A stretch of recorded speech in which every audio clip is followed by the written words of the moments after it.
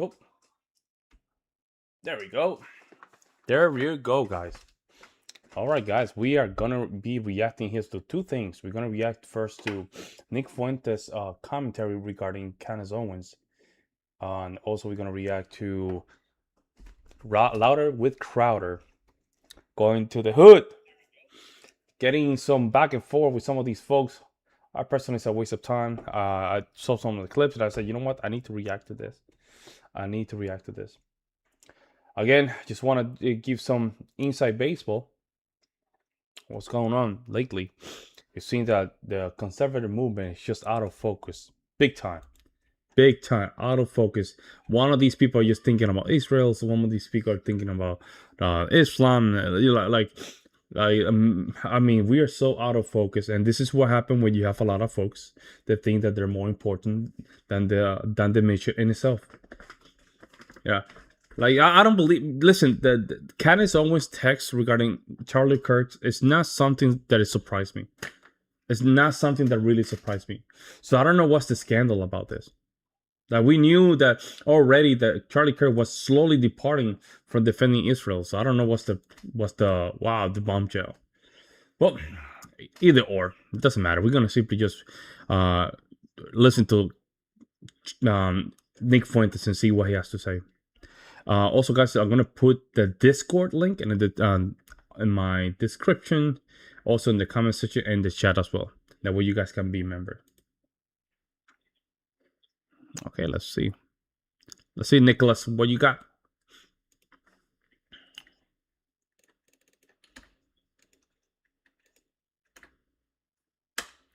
There you go.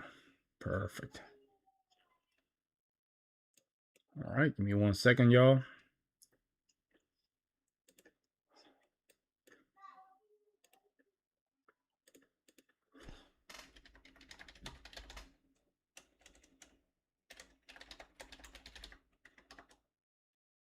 All right, let's see. There we go.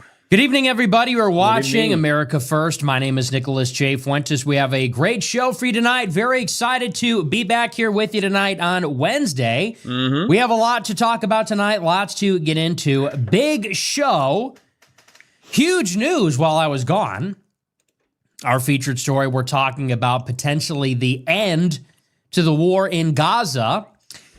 And in a way, we're picking up on the show from last week. All throughout last week, we talked about Trump's 20-point plan for peace, which was presented last Monday at a press conference with Netanyahu. And we talked a little bit last week about what's in the deal and what was added to the deal and the prospect that the deal would ever be agreed upon or implemented. And I was very skeptical and pessimistic about it, but it seems like so far, so good. The big news today is that Israel and Hamas have agreed to the first phase of that deal. And it's important to understand what that means. We had a phased deal, a comprehensive deal back in January. Israel did not implement anything beyond the first phase. And there was an agreement in principle without many details. It seems like this is similar. It's hard to say right now, though, whether it will have the same outcome or a different outcome. Seems like there is a stronger will and follow-through in the White House to see this deal finished, to see it through to potentially second, third, or other phases. But so far, as of tonight, and it came together very quickly, there was an agreement between Israel and Hamas. Apparently, there was already a signing in Egypt. This happened earlier tonight. And this is implementing phase one of the deal. And that includes hostage release. So Hamas will release all of the remaining living Israeli hostages within the next 72 hours. And everything is contingent on that. And if Hamas does this, Israel has agreed to release hundreds of their Palestinian prisoners from Hamas, but also from Fatah, from other political parties in Gaza. And then Israel allegedly is going to pull back from 70% of the Strip. Now, what's interesting about this part of the deal is that Israel has not announced that they've agreed to that. The first phase says there's a prisoner exchange, prisoner release. The hostages go. Hamas gets, I think, over 1,000 prisoners back. The other part is that Israel pulls back out of most of the Strip, and then they let humanitarian aid come in. But, and this is reported in the Times of Israel and the New York Times, the United States is talking about a withdrawal. Israel has not said anything like that. And they're saying that this is only phase one, and it's all contingent on Hamas. So we'll talk about where everybody is at and what we know about the deal. But I want to stress that this is phase one. And like always in the Strip and with the Israel-Palestine peace process, there seem to be maybe some last-minute discrepancies.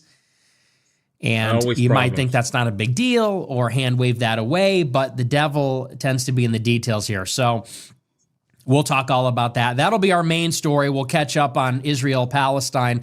We're also going to talk tonight about the Charlie Kirk text, which was unveiled a couple of days ago by Candace Owens, finally.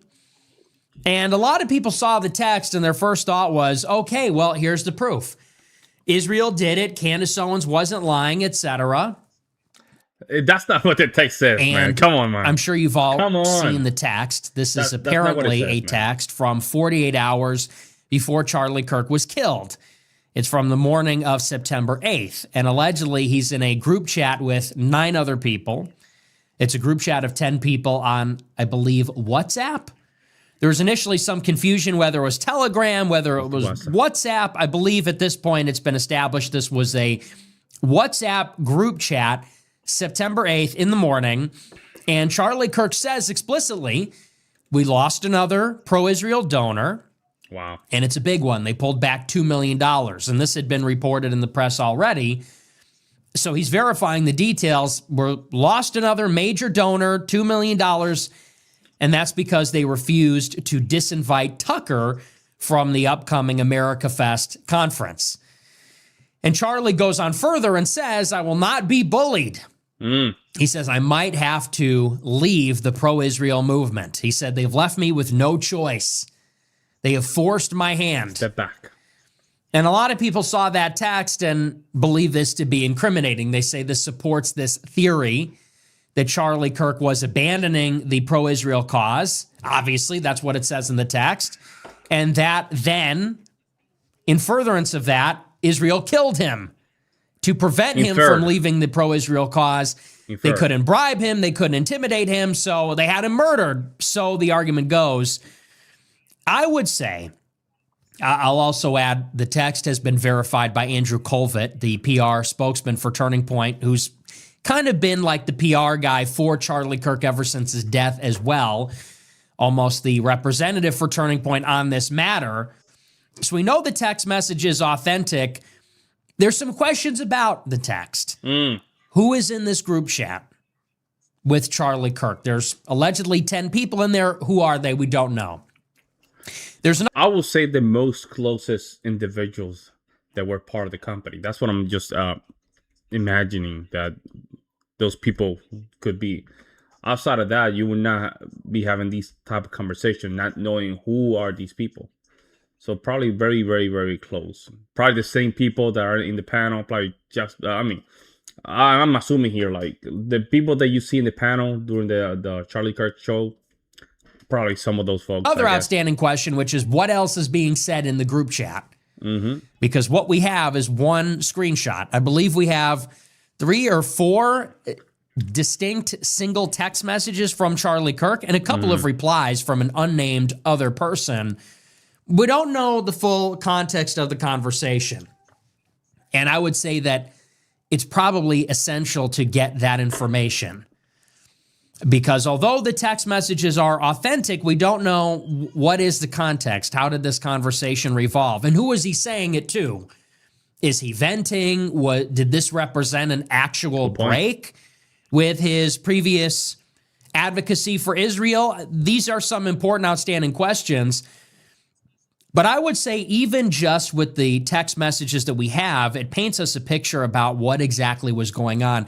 And in reality, I think it proves my point, which is that Charlie Kirk did not leave pro-Israel left Charlie Kirk. Ooh. It's not like he had this epiphany, change of heart, jump ship because he didn't feel right. On the contrary, he desperately wanted to be pro-Israel because he is a big tent coalition builder. And that is where a lot of the money comes from. And that is a substantial part of the donor base of the entire conservative movement. So did Charlie Kirk turn his back on that? I'm skeptical. I think what makes more sense is that he was put in an increasingly difficult position where, as the coalition builder, as the big tent orchestrator, he had to accommodate everybody as the movement was fracturing. And this is something that was happening independently of him. His job was organizing the coalition, and the coalition was fragmenting. That was just simply the political reality, largely due to these differences between people like Tucker Carlson and the Israel lobby, people like Candace Owens or Megyn Kelly, or even the college students themselves, and the government of Israel. And he was put in the unfortunate position of trying to keep everybody happy. And, well, the pro-Israel side, they pulled the plug. They pulled the funding. They did not want for everybody to be included. And that's why Charlie Kirk said specifically, they have left me with no choice. It was they that pulled the plug. You can't fire me because I quit. You can't pull $2 million from Turning Point because I'm leaving the pro-Israel cause. I think if you read it closely, you'll see something more like that. But we'll talk about the entire thing. We'll go into the text. We'll read them exactly, and I'll give you my thoughts on them. Like the video, guys. Should be a pretty good really show. helps. It's good to be back with you. Before we get into it, I want to remind you to smash the follow button on Rumble, smash the like button, leave a comment. Let me know what you think about the show. It's been a little while. I wasn't here Friday or Monday or yesterday, and that is because I was out of town doing some big collaborations. You saw a couple of them already. There's 2 that have been posted, and there are still 2 that will be posted, I think, later this week or maybe early next week. But you already saw there was a major premiere this afternoon, my long-awaited interview with Dave Smith. And that is actually, maybe that was the biggest one in a sense. It was maybe the most anticipated because, of course, me and Dave had a major beef last year. And I don't know how much I want to get into the beef itself tonight. If you want to know more about it, you could watch the show. But this afternoon, Dave Smith premiered our interview, which we recorded earlier in the week. And it was a massive interview. It was like 3.5 hours. And we talked about everything. We talked about drama. We talked about Tucker, Candace, the generational run. We talked about our beef. We talked about the Holocaust, Israel, Trump, Vance. We really covered like everything. It was a big interview, and I really like that because this is a very interesting time that we're living in, obviously. This is maybe one of the most consequential years in a long time, maybe since 2020. It has that same like world historical significant feeling that it did in 2020. Like, you know that old quote, they say there's days where years happen. It certainly feels, or years where decades happen. It certainly feels something like that. And doing a huge, long conversation like that, I feel like it lets the conversation breathe. We're not doing the autobiographical stuff. It isn't just focused on one issue. We were able to spend some decent time on a few different big subject areas. So I thought it was excellent. And I really like Dave. I think he's a really smart guy, very funny, very sharp. And so I knew that it was going to be a good one. Going out there, I knew that is exactly what it was going to be. I think we both had a very good feeling going into it, very positive. We had a couple of phone calls. We texted about it. And at least speaking for myself, I know that going into it, I sort of knew it was going to be like a 2, 3, maybe even 4-hour talk. It was going to be what it was, which was clearing the air, very direct, very high IQ in the sense that Like I said, we're not having to relitigate all the basics, the kind of biographical information, or we're not going through the rigmarole talking about everything having to do with Israel. It was maybe more of a developed conversation. So I was really pleased with it. We recorded it, I think, yesterday, and I walked away feeling really happy about it and happy with everything we covered. And like I said, some of the... Yeah, Nick, it seemed like Nick only wants to be heard. And I understand that. I'm sorry, I understand that position. Man, he has been canceled so much that it's not fair for him. I don't think it has not been fair for him. Yeah, he just want to have the conversation. I think just having the conversation really helps. Depth we got really into. Does. And it was a long time in the making. We had this big beef last year. To tell you the truth, I didn't even really think of it as a beef. And we talked about it on the show. And I told him, I said, look, like I like you and I think you're smart and I think you're funny. It was never personal. Mm-hmm. I said, but of course, Dave, as you know, he plays a very important role in this emerging conversation. Everybody recognizes it is of great import and significance that suddenly people are able to talk about Jews in Israel. Yeah. In a way that was not possible. In a way that... It was not possible, we're talking about even 4 years ago, man. If you even mention jewelry in your video, your YouTube channel is done.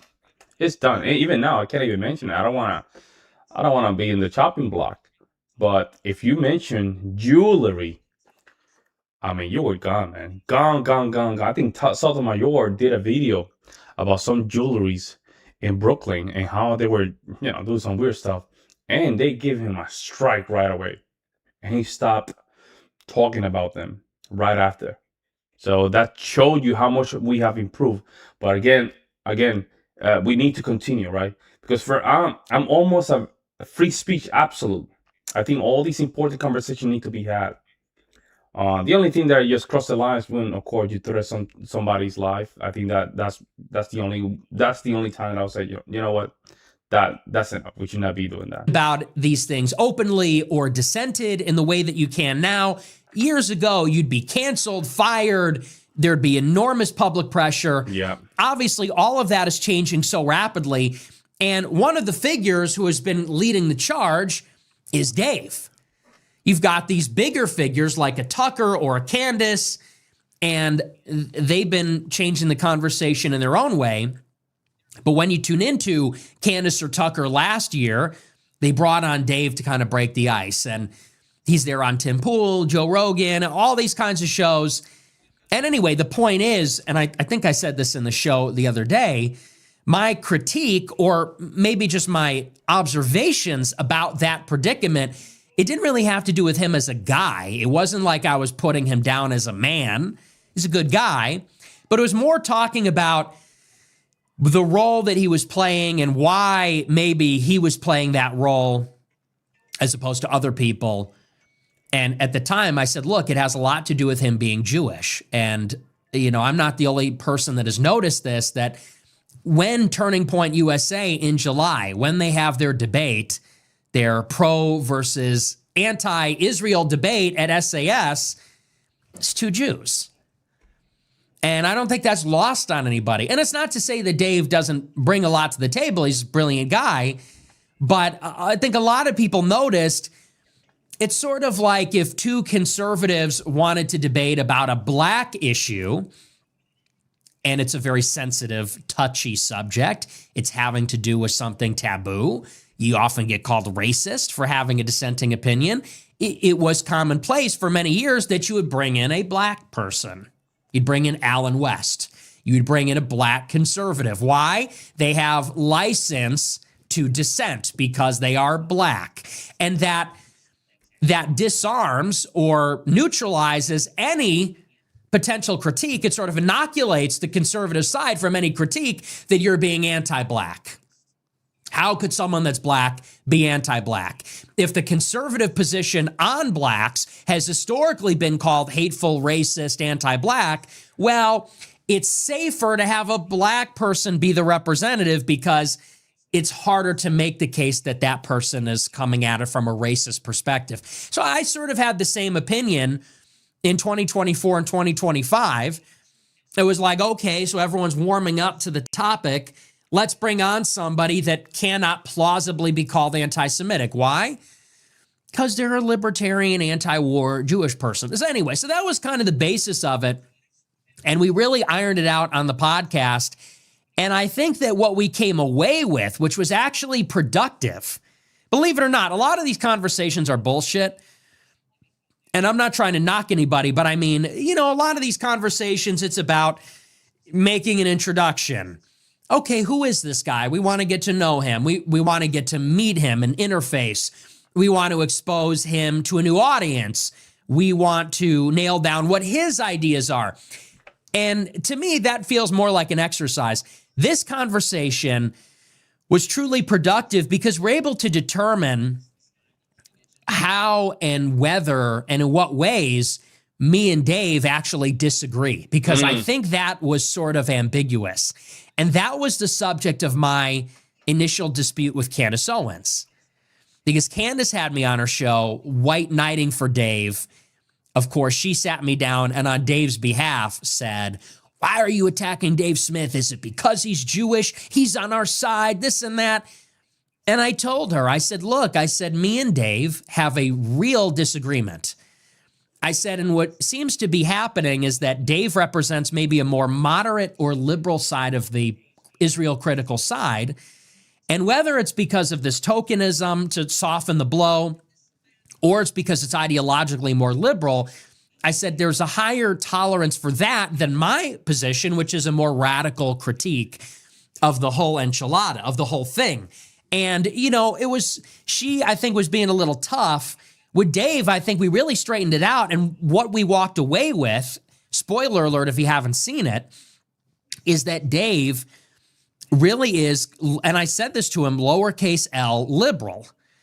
And by that, you can take it as classical liberal, a right liberal, as opposed to a left liberal or a progressive, libertarian. But he comes at it more from the perspective that you've got certain Jews and non-Jews that are pushing things like neoconservatism. And so it's a more of a narrow critique. It says that you don't really have a problem that proceeds from Jewish identity or Jewishness per se.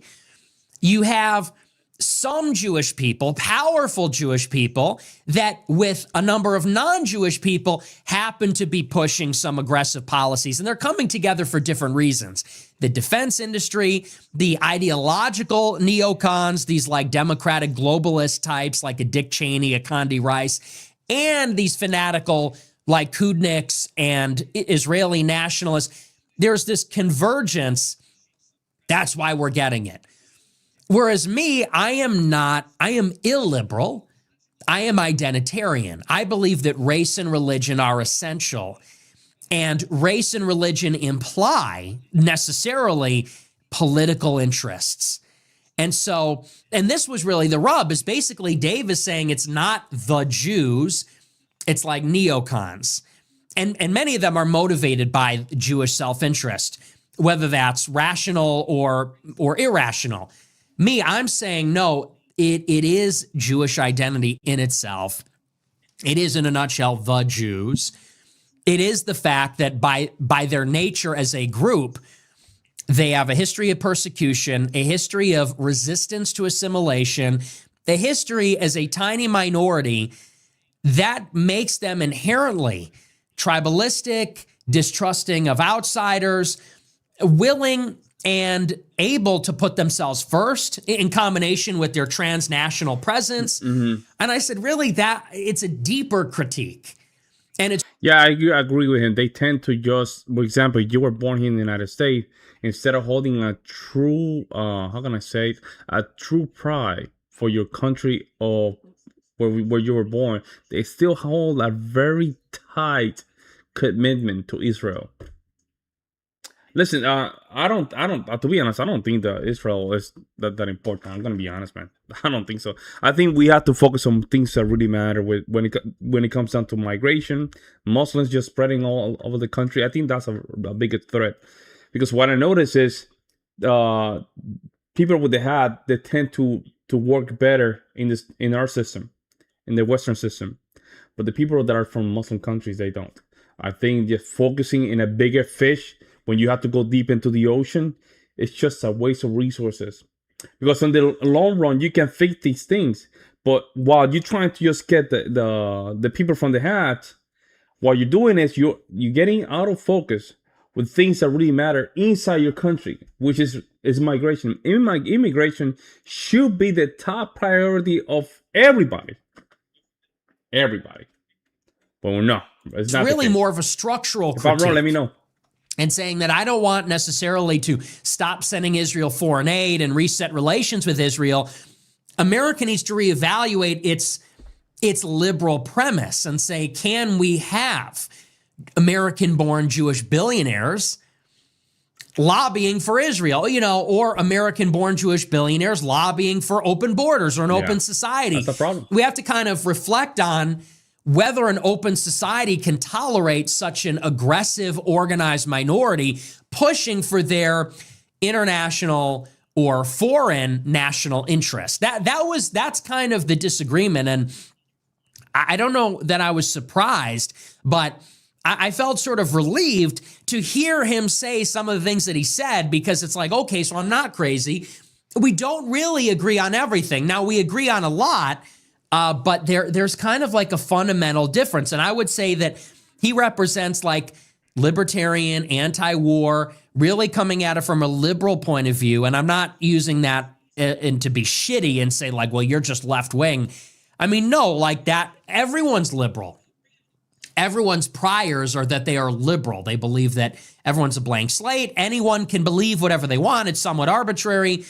Whereas I am illiberal. I am identitarian. I do believe in group strategies, group interests. 100%. And in a democratic, open society, these various groups are going to come into conflict, and it's actually rational that they do so.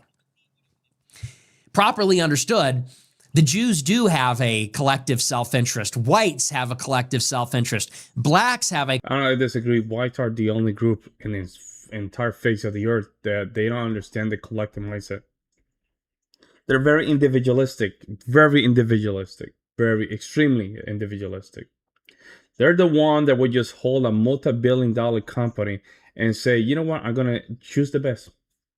And then I'm going to not only choose the best, I'm just going to go diversity because there's too many white people in this company. And then a lot of the minorities come into the company and they start kicking white people out and they start bringing their own. Like, they haven't, I think this is more like a post-World War II mindset that we acquired, where we think that, somehow being European is something, if you have some European ancestry on you, you should be ashamed, which is completely ridiculous. Collective self-interest. And politics increasingly becomes a forum for those interests to be mediated and increasingly actually to be sharpened and to become a source for conflict. And anyway, so that was very interesting. But it was a really good talk. If you want to watch it, it's on his YouTube channel. It's on YouTube. It premiered this afternoon, and people loved it. I mean, the reaction, I think the feedback was universally positive. I also did a stream with Sneeko. I retweeted that. That's on Twitter, and we just kind of hung out. It wasn't like, it was about 20 minutes, so it wasn't a 3.5-hour political debate, but I got to catch up with him a little bit. And about Sneeko, I just want to say, I do feel compelled to say this. I saw a lot of people in the replies. They're giving Sneeko a hard time. And some people are being funny and they're goofing around. But I do have to say, Sneeko has really always been there for me. And I saw some people in the replies, they were saying, Sneeko's going to have Nick on his Twitter show because he does these daily videos on Twitter. He makes these they're more like artistic video essay type uploads. People said, you're having him on your Twitter now that he's on the generational run. And people were basically saying Sneeko was being opportunistic. And I think it's only fair to say in reply to that if you recall, Sneeko really put me on 3 years ago. When I was on Cozy, before I was on Rumble, before the generational run, when I was canceled by everybody, before I met Ye. It was in the summer of 2022 when I was really languishing, when I was really having a tough time. I had no platform access. This was way before, this was before October 7th, Ye 24, before any kind of hint of this huge run that I've been on for the past couple of years.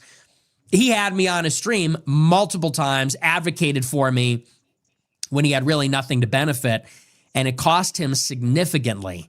He got me on Fresh and Fit along with Zerka, and I think he worked on some other people getting me on some shows. So I think it's only fair to push back on that because I did his thing and we hung out. It's, it's always fun. He's a solid guy, but I saw a lot of groypers giving him shit. And I do feel compelled to say this because it's the same with Patrick Bet-David. When people do the right thing, you have to be as lavish in your praise as you are when you're hating on them when they're doing the wrong thing. That's borrowed from Dale Carnegie, but it's true. The groypers need to be just as positive towards people that are helping us out, taking a risk, doing the right thing. We have to have a longer memory for the good things that people do for us as much as we have a memory for the ways that people screw us over and the ways that people are cowardly or don't always do the right thing. So I just wanted to say that. But yeah, so anyway, it's been another long weekend of content. I'm a little bit exhausted. I got back today, had a lot of work to do, and now I'm doing a show. So come on, I don't know if you can tell, but I'm a little bit tired. So we're going to try to get through the show as best as I can. I can't promise I'm not going to crash out on the super chatters. Anyway, so that was the big weekend of content. Dave Smith, Sneeko are uploaded. Big day.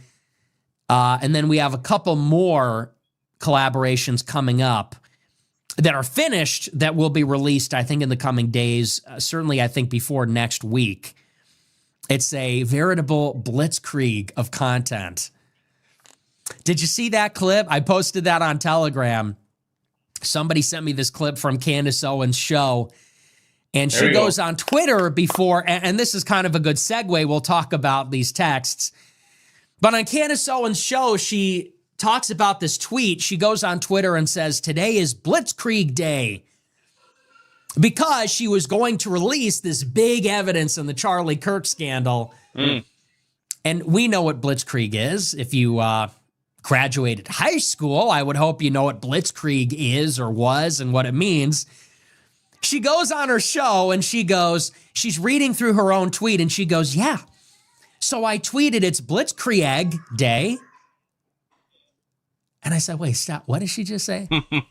I double tapped. Wait, what did she just say? Blitzkrieg? Blitzkrieg?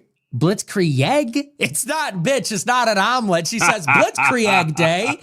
I go, okay, so she can't pronounce that. She goes, and Blitzkrieg, that's relating to the Germans. It's a strategy of bombardment. And so we're bombarding them.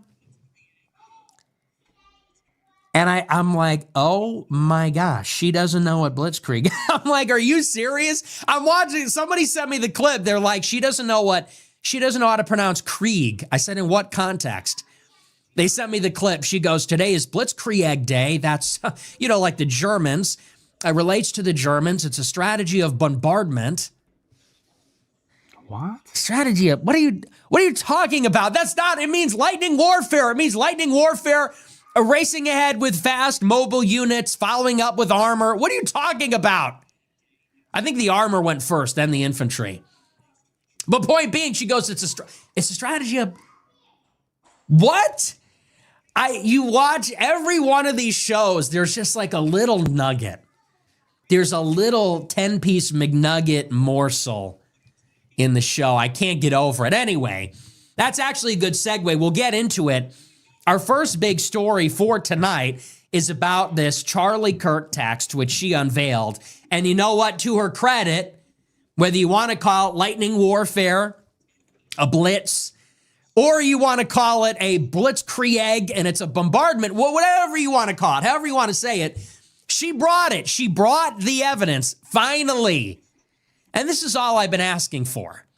I said from the beginning, after Charlie Kirk was murdered, I said, look, if there's any evidence at all about his change of heart on Israel, about any potential conspiracy, I said, we need to see the evidence.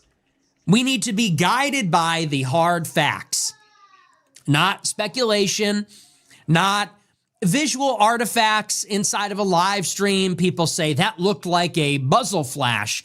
You don't know that. It could just be a low resolution stream. From the very beginning, I said, we need to be led by the facts and follow where the facts lead. And I said from the outset, if the facts lead us to believe that there is some Israel connection or any connection, any conspiracy, I said, I'm willing to go where the facts lead. I'm willing to follow.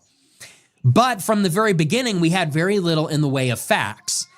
From the FBI, they were making some extraordinary claims. Law enforcement says we have videos, photos, written confession, we have DNA evidence, we have the murder weapon, we have a suspect. Okay? Now, granted, and it's important to keep in mind, in this assassination, we have a suspect in custody that the state claims is the killer. They've charged him. Supposedly. Unlike allegedly the Thomas Crooks, Donald Trump assassination attempt, they took him alive. What does that mean? It means that they are going to have to convict him in court. Thomas Crooks is dead. You can't convict him.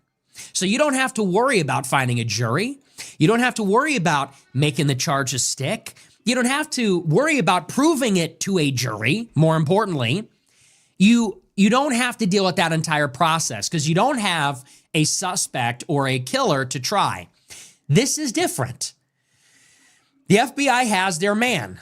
Now, when you have a high-profile killing like this, it is never the case that law enforcement releases all their information. It just isn't. And the state came out, I think within days of the assassination, and they said something very specific. They said, we have a constitution. They said that the suspect has a 5th and 6th Amendment right to a fair and speedy trial, to a jury of their peers.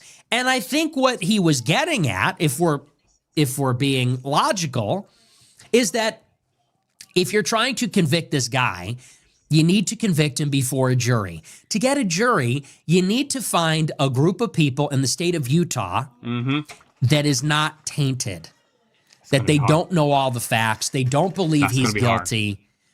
You need to find a dozen people in the state of Utah that do not know enough about the case, that they're prejudiced against the suspect. They cannot taint the jury pool. And that's very hard. So in an ordinary murder investigation, the state does not release everything to the public because the trial happens in court, not in the press. But in particular, in such a high-profile case, you can't put out everything that you have because you need to find a jury, and then you need to convict him in a court of law before a jury and allow the accused to exhaust all of his legal remedies to the fact that he's being accused for murder. So with that being said, the state is claiming that they have all of this, like the video, guys, and that will have its day in court. The state says they have video, photo, a suspect, a murder weapon, DNA, a confession. They have all this. And I understand people have expressed skepticism and doubt about those claims. And I agree. We should not automatically take that at face value. But all of those claims literally will have their day in court.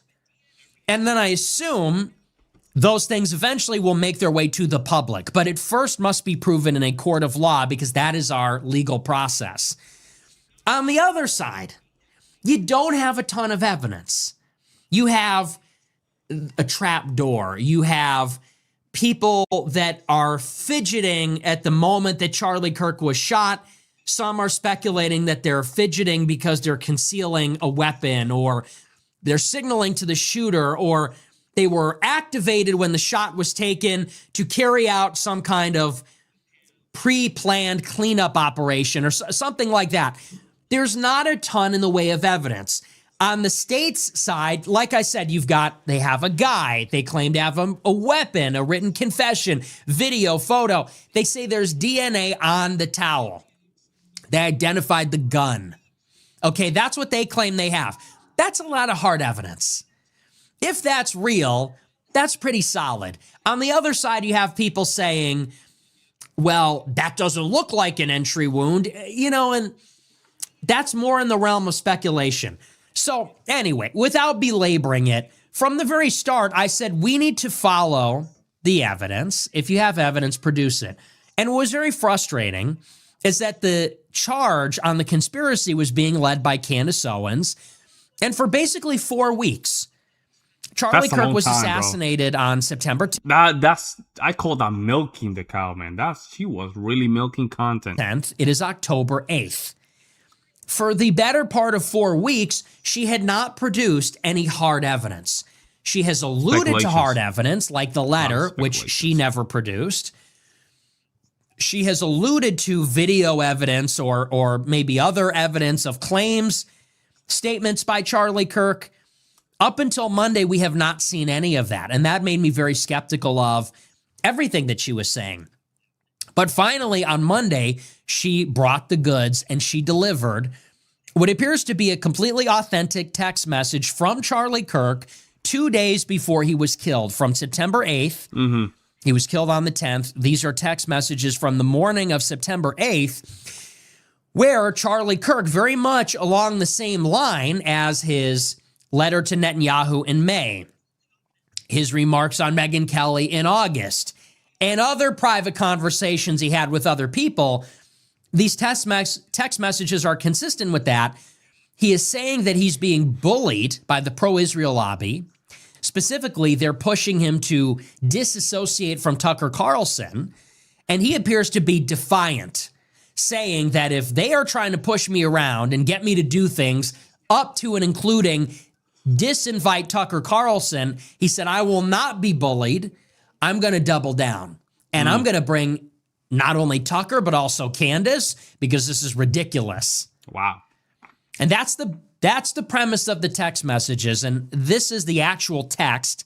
This is from Jerusalem Post. It says, quote, conservative commentator Candace Owens leaked text messages suggesting that Charlie Kirk was unhappy with the pro-Israel cause in the days leading up to his death. Allegedly sent to a group chat, Kirk's message stated that his organization, Turning Point USA, had lost a Jewish donor after Kirk refused to disinvite controversial right-wing pundit Tucker Carlson from an event. He said, quote, just lost another huge Jewish donor, $2 million per year because we won't cancel Tucker. Jewish donors play into all the stereotypes. I cannot and will not be bullied like this. That's a crazy statement. They're leaving me no choice but to leave the pro-Israel cause. And these are the texts. And I want to say at the very beginning, first, we have to separate out two distinct things here, because there really are two distinct claims. And they're related, but they're not automatically connected. Mm-hmm. And here's what I mean by that. There are people that are claiming, and I think this is just a fact. I don't think this is deniable, because this is in public and in private. People are claiming that Charlie Kirk was changing his opinion on Israel, or changing his position, his alignment, however you want to characterize it. For Charlie Kirk's entire career, you could say he was part of the pro-Israel movement. He was absolutely pro-Israel, going to Israel, hosting Zionists, and he was intolerant of anybody that went against Israel. He did not dissent against Israel, and he did not tolerate dissent against Israel. And that is what characterized his career, his public and private career, for something like 9 years. 9 to 10 years. He had never said anything really critical of Israel up until October 7th. Never entertained anything Israel critical at his events or in his organization up until maybe, let's say, this year or the previous year.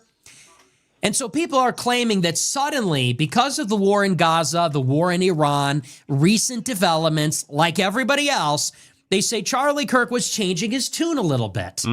Now, why he was doing that and how much and in what way, that is subject for debate. But broadly speaking, that's the idea, that he was changing his tune a little bit. And I think that is undeniable. That is absolutely true, as evidenced by his contentious relationship with the Israel lobby. They were not happy with him, obviously, as evidenced by his public statements, like on Megyn Kelly and the way that he hosted Tucker and even Dave Smith at his Turning Point conference in July. The questions he asked Ben Shapiro on his show the morning before he was killed. And now these text messages. Obviously, there was a change happening. But that is altogether separate, or at the minimum distinct from the claim, therefore, that Israel killed him because of it.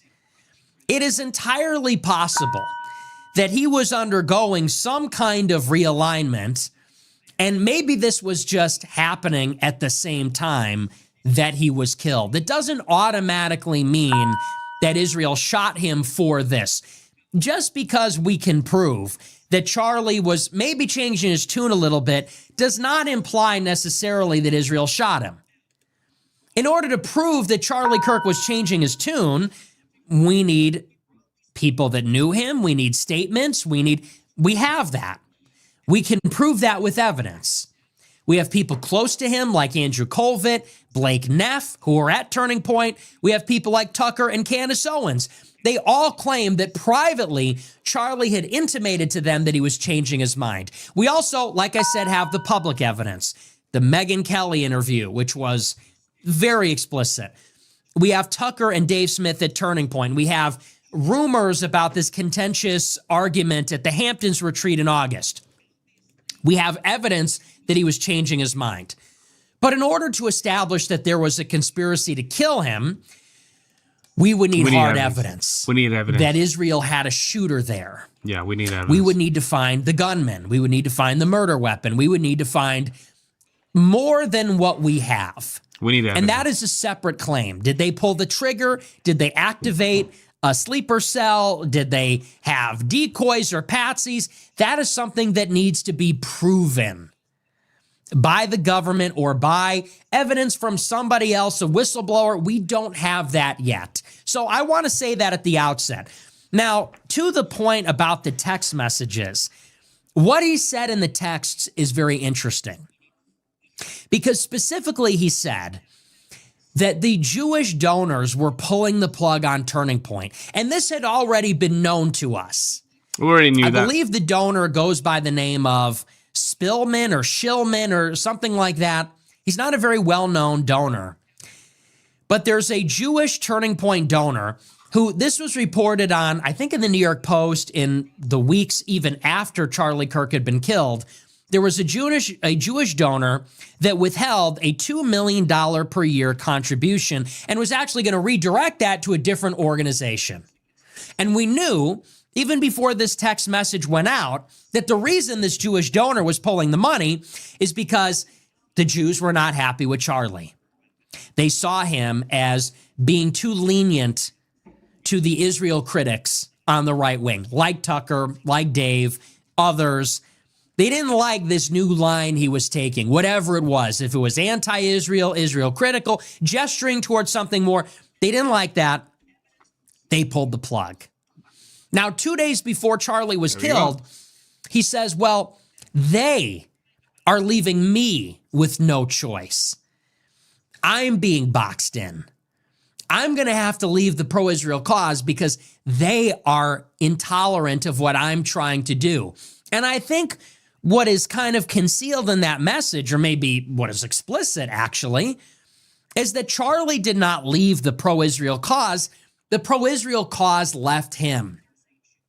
Charlie would have been happy to keep taking the millions of dollars. Do you think he would have turned down he was obviously not happy about it. He didn't say that that he refused the donor money. He didn't say that because of my moral objections or my ideological objections, I'm refusing the money. He said, no, this Jewish donor is taking the money. And he's pissed. He goes, I can't believe this Jewish donor's not giving me money. He's being so unreasonable. If they keep doing this, I'm going to have to leave the cause. But who is the catalyst in this situation? It's the Israel lobby. And to me, this paints us a very compelling picture.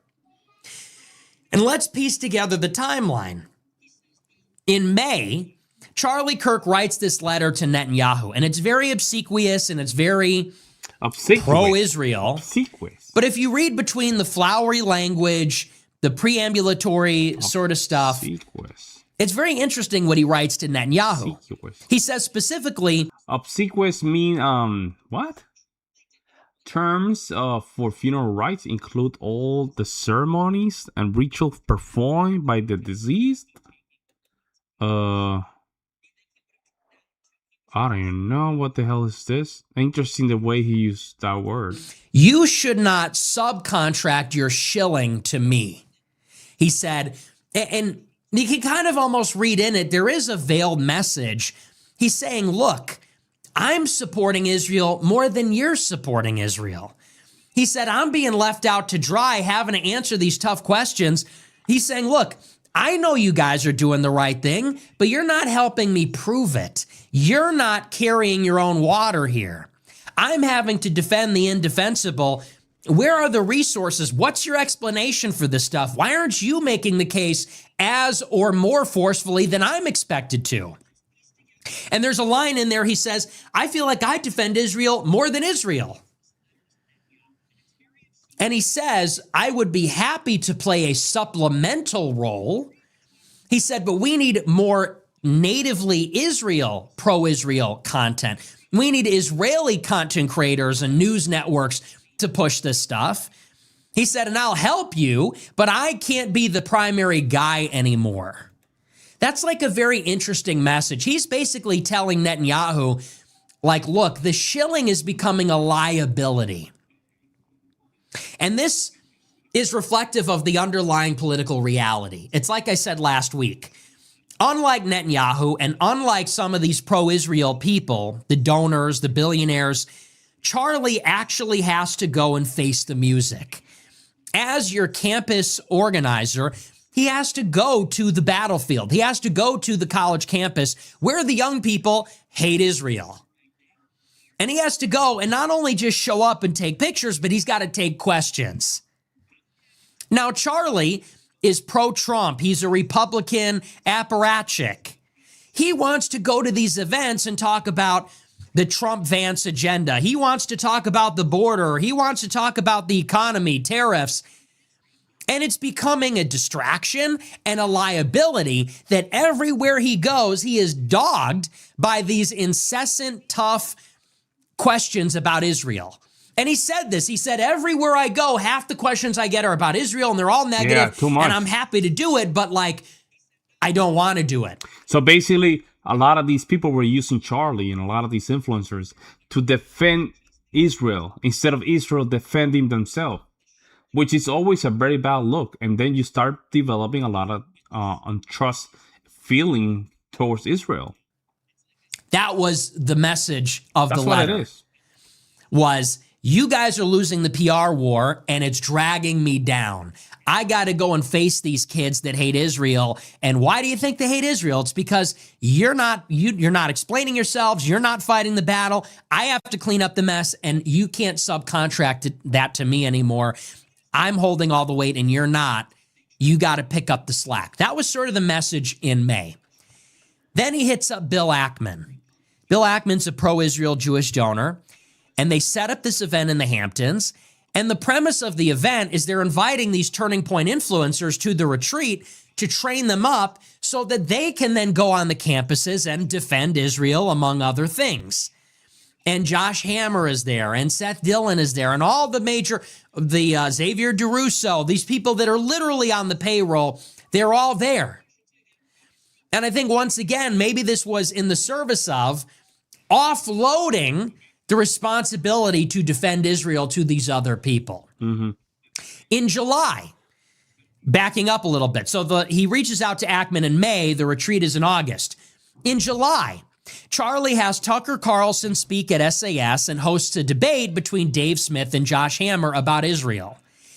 And once again, I think that Charlie Kirk is looking at the situation where you still have a Republican Party that's very pro-Israel, but you also have this very influential element that is very critical. Guys like Tucker, who is unignorable. He's the biggest influencer, the biggest host, has the biggest show, and he's pushing, with many high-profile guests, this very critical line about Israel. And I think that Charlie, at Turning Point at the event, as a big tent coalition builder, wanted to show that there could be coexistence. This was sort of paying lip service to the idea that we are going to be a little more tolerant. The big tent can fit everybody inside of it. It was an accommodation for people like Tucker or those that like Tucker, and saying we're still going to have pro-Israel people, but we're also going to open up the tent and we're going to keep Tucker inside of it. And we're going to host this debate and demonstrate that we can still have people maybe from both sides of this issue inside the Republican tent or inside the conservative tent. That was maybe the big action that caused the chafing with the Israel lobby. Because that now you're allowing people from the thing about the conservatives that, you know, they tend to be more logical when it comes down to these type of conversations. And if you have conservatives really, really questioning our support towards Israel, you have a big problem. You have a big problem. And it is, some of these criticisms are very fair. I think we spend too much time in that region. And to be honest, the only thing that has benefits for us is basically we just have an ally. But then at the same time, you have this ally that just like to start wars as well. They like to start wars. And then we have to just go there and just defend them. Hated that Tucker was welcome there. I don't they think that's hated good. that Dave Smith was there. They hated that Dave Smith won the debate. And then quickly after, Charlie Kirk was doing damage control. He did a focus group with a bunch of the student chapter leaders, and they were venting and airing out, this is what we think about Israel. And I think what Charlie Kirk was doing was kind of showing to the donors and saying, look, this is what I have to work with. He has Tucker and Dave Smith. The donors are furious. They're saying, Charlie, what are you thinking? Tucker's an anti-Semite. Dave Smith is an anti-Semite. How dare you let them at Turning Point? This is out of control. They're furious with him. And Charlie hosts this focus group with the kids. And he has the kids speak, and the kids are saying, what do you think of when you think of Israel? Genocide, Epstein, Mossad. And I think what Charlie was doing with the focus group was to take this to the donors and say, look, this is what we have to work with. You may not like what I did, but this is where 50% of my kids are. This is where 50% of my student chapter presidents, my student, whatever you want to call them, my youth activists, this is where they are. This is what they think about Israel. And he's telling them, like, Houston, we have a problem. And we're not going to solve the problem for the Republican coalition, keeping it together, being pro-Israel, by banishing these people, banishing Tucker and half of our audience. I think that's what Kirk was doing there, was saying, you can hear it from the horse's mouth. This is what I have to deal with at the debates, at my Turning Point chapters, at my events. And we have to accommodate these people. That's just where they're at, and we got to meet them where they're at. In early August, the first week, he goes to this conference with Bill Ackman, and allegedly they light into him. They're disappointed with his Israel-critical positions. They don't like this dose of reality that he's giving the donors, although he's at this event.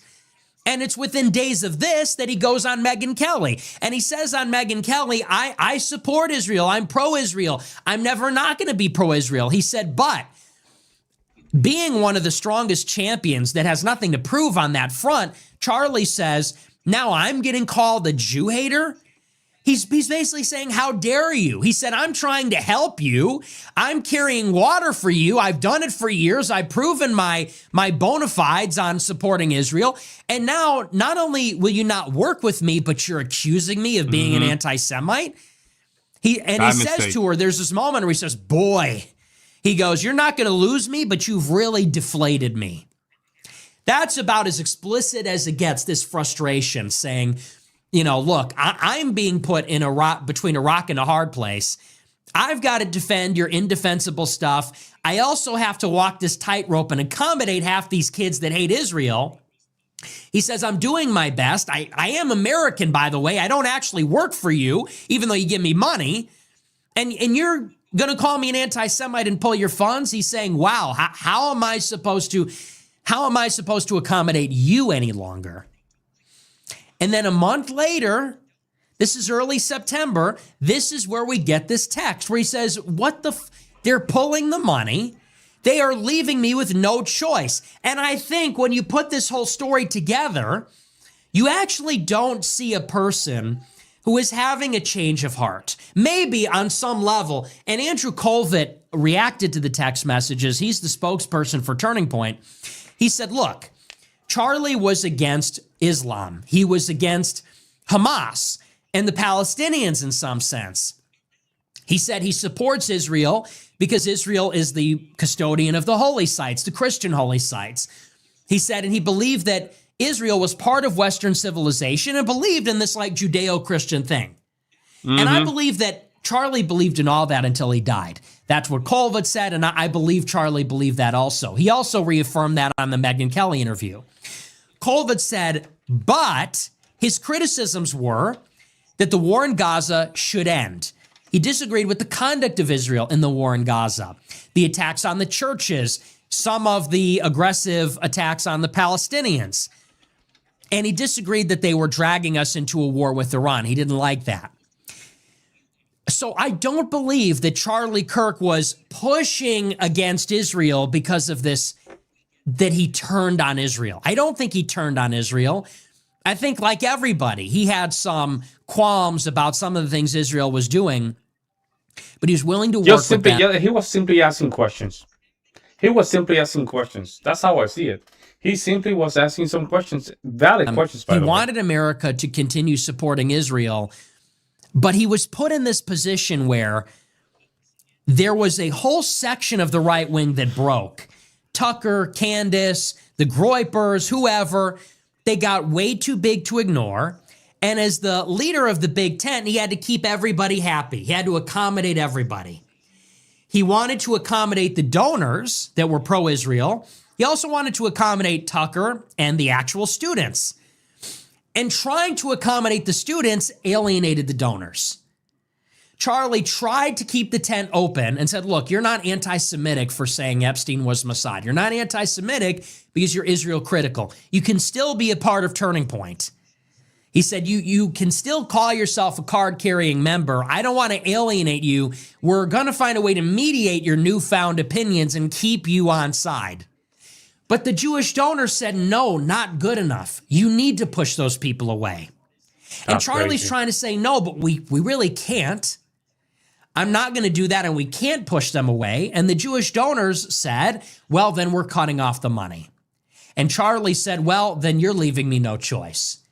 If you are not going to be reasonable and you won't let me accommodate everybody, then I have no choice but to abandon you and go further to the other side. And that's what happened when you receive money from AIPAC, right? You are just on the behold of a lot of these people that give you money, instead of just really moving towards a goal or the goal that you want. And I think grassroots movements are better.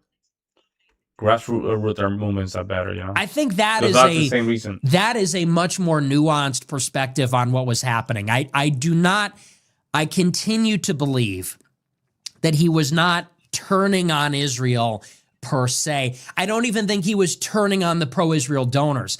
I think that he was put in an impossible situation, and the donors were breathing down his neck, as they always do. It is the pro-Israel side that is intolerant, aggressive, They're like berserkers. And you see how they are. They're insane. The pro-Israel donors, they're all like Mark Levin. They're all these like weaselly, goblin-esque, vicious haters. And you see Mark Levin, he gets on his show and says, Tucker's the worst anti-Semite since Hitler. Like, they're insane. And that's how they all are. And if Charlie is not basically bowing down before the Western Wall, if he's not making 6 million trips back to Israel to kiss the ring, they're lumping him in with the rest. And I think it's true what he say. Like, I think it was him that said that, look at what they do when you visit Israel. They make you go through this kind of ritual. It's like a submission ritual where you have to go here for the Holocaust and just touch the wall here. This is what we do. It's like a submission kind of program that they go through. It's to weird. me, That's the real weird, man. story there is not that Charlie flipped. It's that Israel is alienating literally everybody.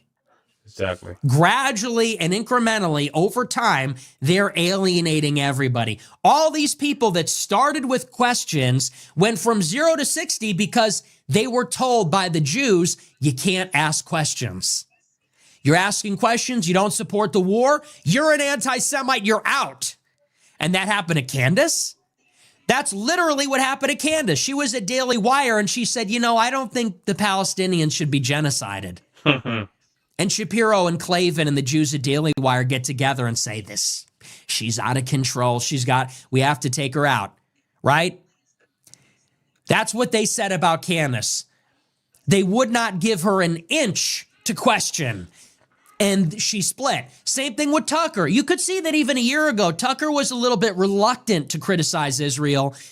And the heat that he got, I think he was like, now you're pushing forward with Iran. Now you lost me too. Yeah. Megyn Kelly, same story. Charlie Kirk, same story. Me, 10 years ago, same story. It's that they are pushing everybody away. And I would say that Charlie Kirk, he is somebody that wanted to support Israel, did support Israel, was one of their most loyal supporters. And I think if given the opportunity, would have accommodated everybody. Would have accommodated Shapiro and Josh Hammer and Seth Dillon and Bill Ackman, who he reached out to, and Sean McGuire. All these guys were trying to get involved, but he was also trying to accommodate the other side. And Charlie was trying to have it all ways, but who vetoed this? It was the pro-Israel side. And that's why in the final tally, the last statement we have on this, it's Charlie Kirk saying, I am being boxed in. You pulled the plug on me. You left me with no choice. You're taking away the money. I'm trying to hold this thing together. You're being unreasonable. You're going to force me out of the pro-Israel. And I think that is realistically what took place there. Now, with all that being said, I think that it makes a lot less sense that they killed him because clearly their most wanted man is Tucker. Oh. They hate Tucker the most. Because Tucker is against them at this point. Explicitly, overtly, vocally, consistently, Tucker, and by the way, they're open about this, he is their number one op. And so I just find it hard to believe if they were going to take somebody out, who's their most wanted? It's not Charlie, it was Tucker. So for that reason, I find it hard to believe that they made a move. Here's the other thing. They plied Charlie Kirk with millions of dollars for years. If they wanted his allegiance, don't you think they would have just re-upped the money? It would have cost them $2 million to keep Charlie Kirk on side. Good point. They pulled $2 million. That didn't work. Okay, publicly execute him and risk getting caught. Risk getting exposed and blamed and ruin everything. Do you think that makes sense? Yeah, that's a good point. 2 days before... Yeah, that does not make sense. And also... It'll be too risky, right? Way too risky. I'm not saying some of these folks probably wanted Charlie to be deleted, right? I'm not saying that, but I don't think that's what really happened. Before he was killed, Charlie said, they're forcing me out. It sounds like, one, a decision hadn't been made. Maybe he was just venting. But clearly he was not resolved to turn on Israel, even if he was thinking about it privately. It also says that they kind of pulled the plug on him first. It doesn't look like they tried to win him back because there's a menu of options. There's bribery, there's blackmail, there's intimidation. It doesn't seem like they tried any of that. Mm-hmm. Do the Israelis go from you hosted the guy we really hate to now you signed your death warrant? Again, I'm a little skeptical of that. And unless hard evidence is produced that there is some killer out there that is on the loose that is not Tyler Robinson, I'm very skeptical that there was that he was really martyred for Israel. I think in reality, and by the way, we don't have to, I'll put it this way. Just because I don't believe that Israel killed him does not mean that this does not shine a light on a bigger conversation, which is that whether they pulled the trigger or not, Charlie dying when he did shined a light on what was going through his head at the time. Correct. It shows us that, whether Israel had a hand in his killing, it will ultimately be part of the story of Israel losing everyone, losing Western Europe, losing the world, losing Trump, losing Tucker, Candace, losing America, losing Charlie Kirk. And so we don't need to believe that they pulled the trigger, although I'm open to that if there's evidence to say that they still lost him. In the final tally, they lost him. And it's interesting where he would have gone, because it seems that Charlie Kirk was basically becoming a groyper. In the end, what was really left? Okay. In 2019, the groyper war was waged, saying, you are too pro-Israel, you are too pro-legal immigration and liberal on race, you're too liberal on social issues and not strong enough as a traditional Christian. I agree with that. And he probably, with a lot of these conversations happening, Charlie was taking note of what conservatism really means. And I think that really shined a light. I agree. Over the past 6 years, he became very traditionally Christian and hostile to LGBT, feminism, all of it. So concession on that. In the past couple of years, he's become very pro-white, calling for an immigration moratorium, really leaning into racial differences, talking about black crime, talking about race in a more explicit way. Total concession on that. And in his final week on earth, he was also coming to see it our way on Israel. He said that Jewish donors match all the stereotypes. They're unreasonable. They're in bad faith. They're pushing me out. Screw it. Let's bring back Candace and Tucker. America Fest 2025 was shaping up to be the most Israel-critical event they've ever done. Damn. It became AFPAC. America Fest was on the verge of becoming AFPAC, and Tucker and Candace and all the speakers were going to sound like Michelle Malkin in 2019. We're going to sound like the Groypers in 2019. Now, that is a motive for Israel to kill Charlie Kirk. Motive has now been established. We very clearly have a motive, because it looks like from all the evidence we have, that is where it was going. We will now never know, because Charlie Kirk is dead. But America Fest 2025 would have been Groyper Fest. It would have been Groyper Pack. It would have been GroyperCon. Bring back Tucker, bring back Candace, maybe bring back Nick Fuentes. And what would that have looked like? What do you think Tucker and Candace would have been speaking about at America Fest, the preeminent, biggest conservative convention in America in December 25, in the middle of the Gaza war, all the goings-ons? It would have sounded like Groyper War, and it would have basically sealed the deal, the Groyper ascendancy in the conservative movement, and in particular the youth. The Groyper ascendancy movement would have been a done deal. Did Israel take him out for that reason? I don't think it's a non-zero chance. I think they had a very clear motive to do it. I don't think it's likely, but I think what has been established is a very clear motive. At the minimum. And I would say what we could say more than that is that Charlie Kirk certainly, I don't know that he was looking to leave the pro-Israel movement, but they did it to themselves. This is what they always overplay their hand. This is what they always do. Too greedy. These Jewish berserkers at the ZOA, at Daily Wire, at all these different, this constellation of institutions, the donors, it really is them. It just goes to show, for all the people that say, me or Tucker, whoever, we're obsessed with Israel, we can't get along. It's them. It's they that cannot get along. Thank you, baby. I have been open and willing to debate any of them. They shut me out. We are willing to host or platform any of them. They shut us out. We are willing and open to be in good faith and honest and even charitable towards them. They get up on stage and say, I'm disgusted to share a stage with you. You're filth. You're horrible. They are so hateful. They are so intolerant. They are so fucking arrogant. They have done it to themselves. They have Candace Owens, Tucker, the Groypers. We are a golem that they have nobody but themselves to blame. It did not start this way for any of us. Do you think any of us, any of you watching, me, Tucker, Candace, Dave Smith, do you think any one of us woke up one day in America in the 21st century and we, out of a clear blue sky, became really interested in age-old anti-Semitic tropes? We woke up one day and started believing 19th century ancient tropes about Jewish people, these like anachronistic anti-Semitic blood libel? Of course not. We were pushed here. The Jews pushed us to this point. Okay, now I don't. Yeah. So basically, he's like, there's some. I guess there's some.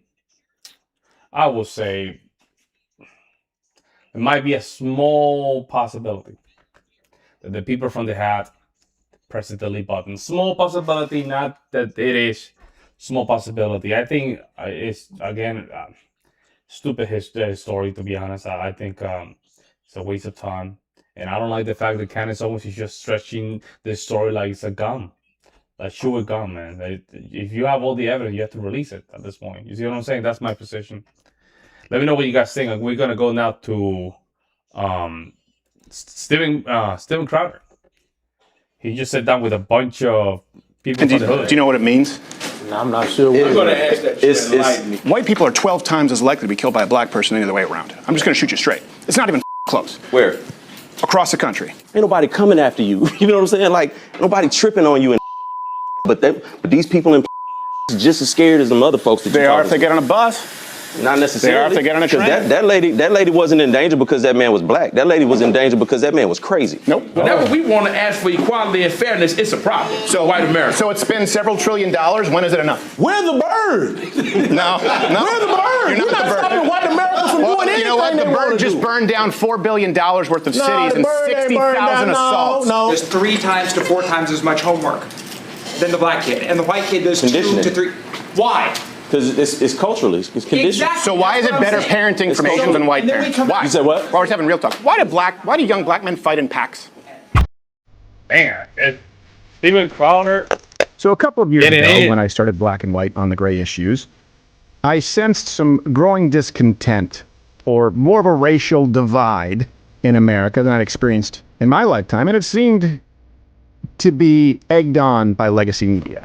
It's sad to see a lot of people going along with that. The American people have felt safe in their home. People who had absolutely no chance of victory. Hate and racism towards black and brown people. And as that evolved, and for the first time I walked into Stevie J's barbershop, I really was looking to sit down and talk with, but mainly listen to, real black Americans living the real American black experience, to see whether they shared the viewpoints of a lot of the public representatives, the now networkless Joy Reids of the world, or back then the Don Lemons, what they wanted me to believe. I realized that CNN and MSNBC were full of shit. And overall, it was a largely warm, productive conversation.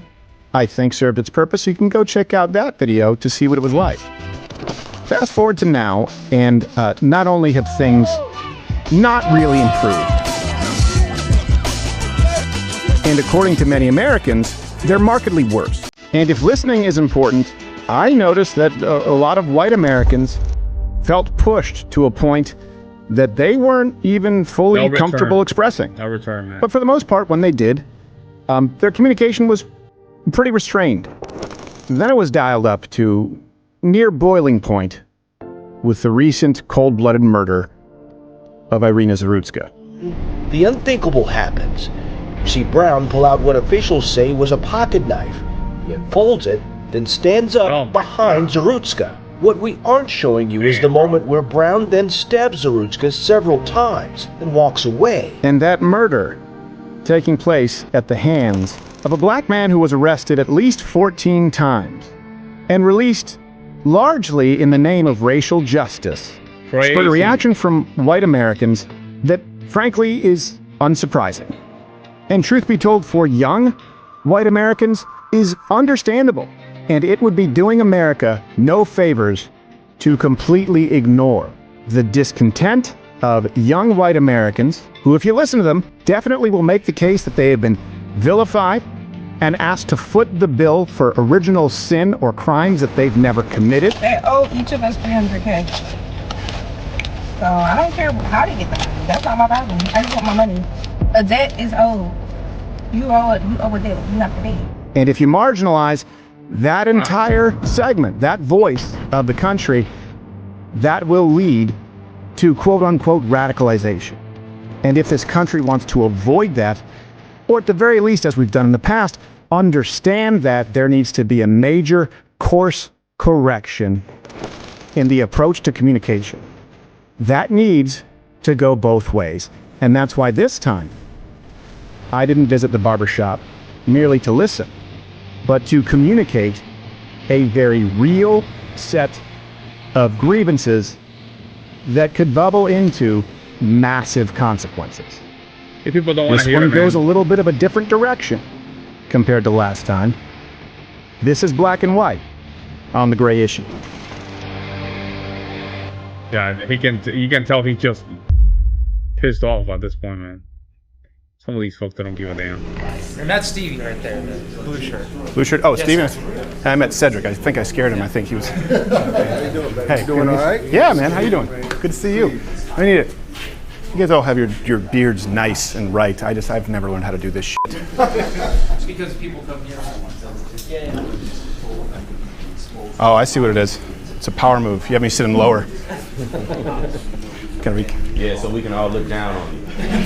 No, thanks. Well, they said you guys got some people coming in here after the last one? Yeah, a couple people came They just through. felt like, I think this is the place where white and black people have conversations. So it was funny. The first person that came last time was he said this out of his own mouth. He was like, I'm Indian, but he had on a MAGA hat. Okay. And he walked in and was like, hey, I saw you guys on Crowder. Can I get a cut here? Yeah, I guess so, man. Come on. Did you have your hand on your piece? You're like, I don't know if you come. Nah, because he didn't come. He didn't come like that. He didn't have the backpack and the ski mask on. Yeah, he didn't have that on. Was he nice? Was he good? It's cool. Yeah. What do you guys think like when you see someone with a MAGA hat? Because I know we were kind of talking about that last time. It depends on how they present themselves. To me. Yeah. For me. Well, okay. So like, what would present themselves in a way that would be like decent versus piece of shit? Yeah. You know how some people carry that air of superiority. Yeah. And if you present that to me, I'm very conscious of that. If you present that to me, I'm gonna respond appropriately. Yeah. That's just me personally. What would be like an air of superiority? Like, just like certain things you say in conversation, and like you said, just in the physical nature of these chairs. Well, in conversation, you can physically go up and down and put yourself above or beneath. So when people do that kind of stuff. Yeah, it's funny that you mentioned that because I actually, when I do the change my minds and sit with people, I actually kind of slump my shoulders and deliberately kind of make myself smaller just to not, it's like, what is it, the crab that has the red under its claws is showing danger. So I don't wear red because apparently that signifies poison. But yeah, no, there's all these body language experts now. You watching TV and I'm like, this seems like horse shit. Like he looks to the left so you can tell he's lying. Yeah, some of it is horse. It's like, I saw him on camera. He killed his girlfriend with a butter dish. I don't give a shit what he says. He took too long to say that answer. He had to think about it. No, he's thinking about what he wants to say. Yeah. He don't just spit shit out. He wants to Well, Think about what he's saying. Last time we talked, we were kind of just, and the reason was just like, often you see in news, people just kind of siphon themselves off right into an echo chamber. And I thought it was good. We were just kind of able to see other perspectives. Where do you think the country is now? Like with that? Like, is that an open question? Or? Yeah, race relations between, because last time I wanted to get your perspective, and there's a perspective now in the white community. None of us are an ambassador for the entire community, but things have changed quite a bit the last year and a half. Temperatures have gone up. But what do you guys think? What do you think we are in the country? I'd like to chime in on that. Yeah. I'm happy you asked that question. There are a lot of social and economic dynamics at play that have certainly gone, in my opinion, in the wrong direction. I don't think that people really understand the gravity of where we're headed. We are vastly sliding into an autocratic regime here. And I'll give you several reasons. You see, in order to have, you can't have a one-dimensional approach when you're wanting to continue to lead from a global perspective, all right? What you see here today is an isolationism approach which has never worked in the past because we don't have an understanding of geography and history, all right? And I'll just simply close by saying, you got to understand something. The rest of the world is grossly infuriated with the way America has taken shape. And not only that, we're ceding all our best opportunities to China, right? Look around you in the relationships they're fostering with everybody else, which includes Canada, Mexico, and they've even gone as far down into the Latin American corridor, fortifying their bases while we're still hollering that we're the greatest. You talking about China, like in the Panama Canal?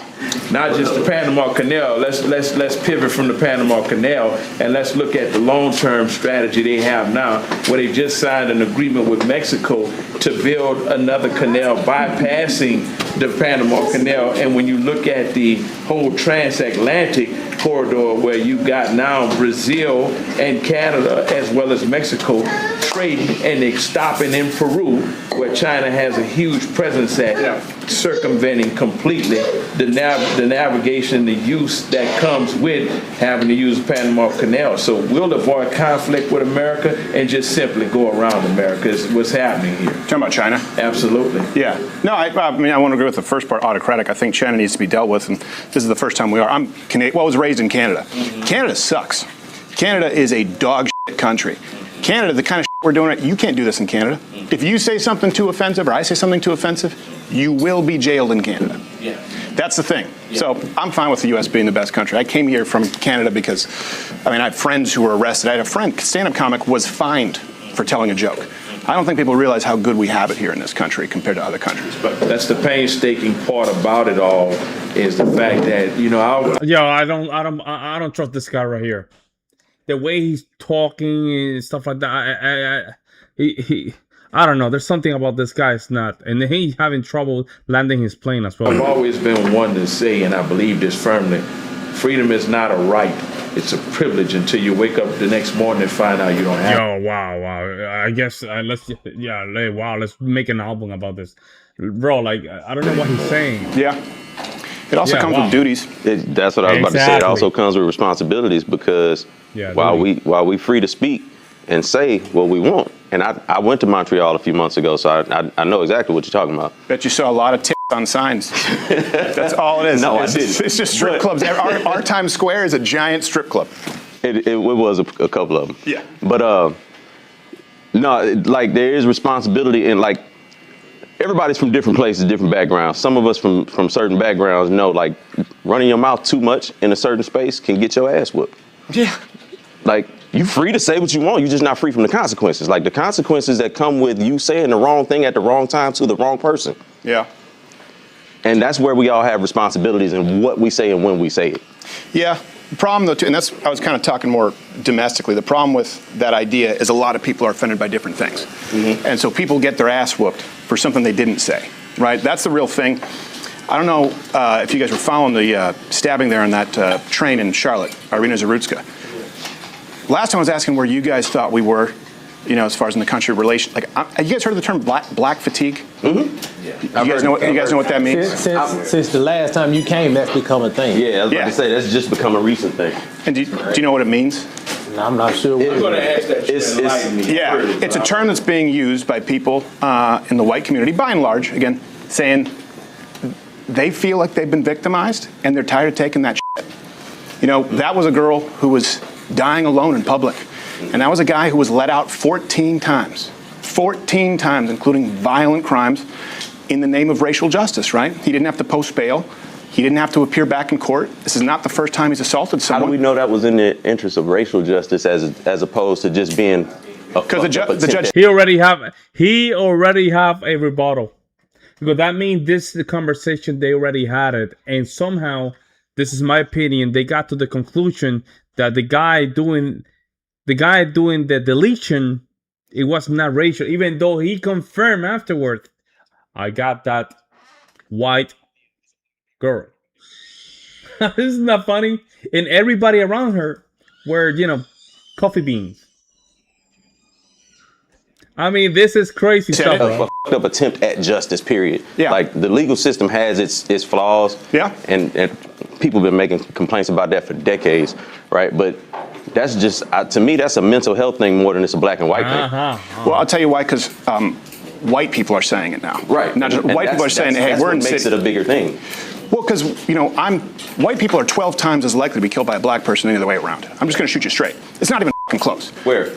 Across the country. Where? Not in the United States. I mean, we're not talking about Ghana.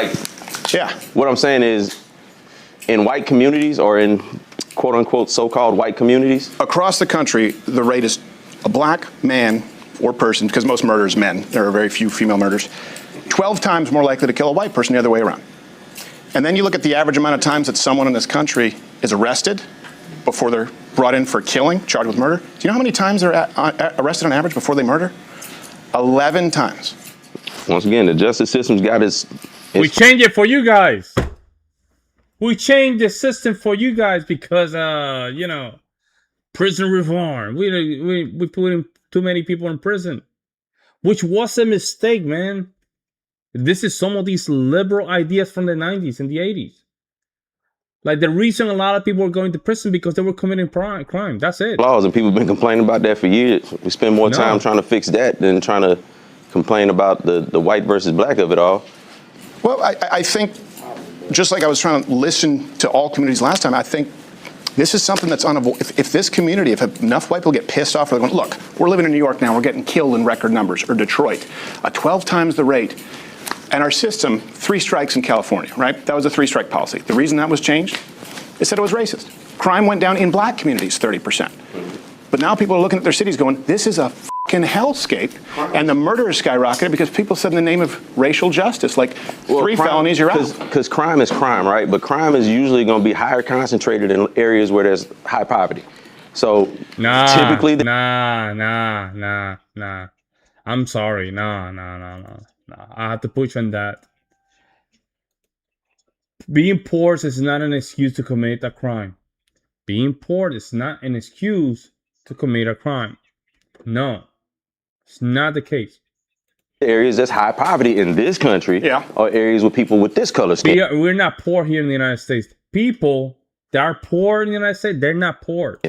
So that's why you're going to have that. That's why I said those numbers could be skewed and made to manipulate to look like, oh yeah, that's why I said in not at 12 times the rate. In suburban neighborhoods, white people are not in danger, and that's what this kind of fear mongering tells them, is that you're in danger because you're 12 times more likely to get killed by a black person.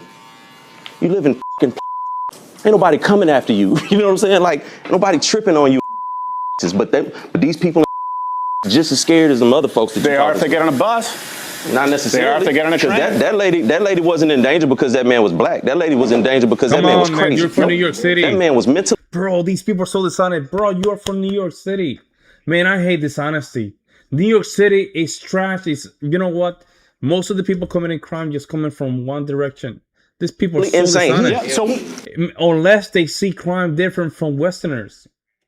Unless they see crime do it different. Unless they're okay with people committing crime. So, but why was he back on family members? He had his own family members call the hospital to try to get him committed. He told his sister he killed that woman because he thought she was trying to read his mind. Yep.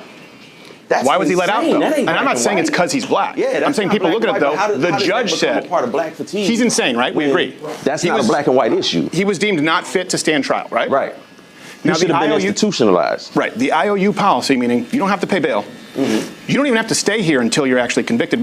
You just say you'll come back. Right, which is messed up. Yeah, Which the is messed judge, up. Teresa We Stokes, changed black that. woman, said, well, this is about racial justice. We need to be softer on crime. So that's her reasoning. That's why he was out. And you can find dozens of examples. That's her misguided reasoning. And that's policy. But that's systemic, though, right? That's not representative of a whole. It's not. It's Right? not. No, and look, we always have to say not all. Right. Like, not all white people wear MAGA hats and are dumbass pieces of racist shit. But we have all been accused of racism, sexism, misogyny, homophobia. What I'm saying is black fatigue is white people going, you know what? I know I'm not racist. And I know that we're dealing with record crime, and I know that I'm more at risk. And they have negative interactions, and they're constantly told that they're not allowed to voice their fucking opinion because they're white.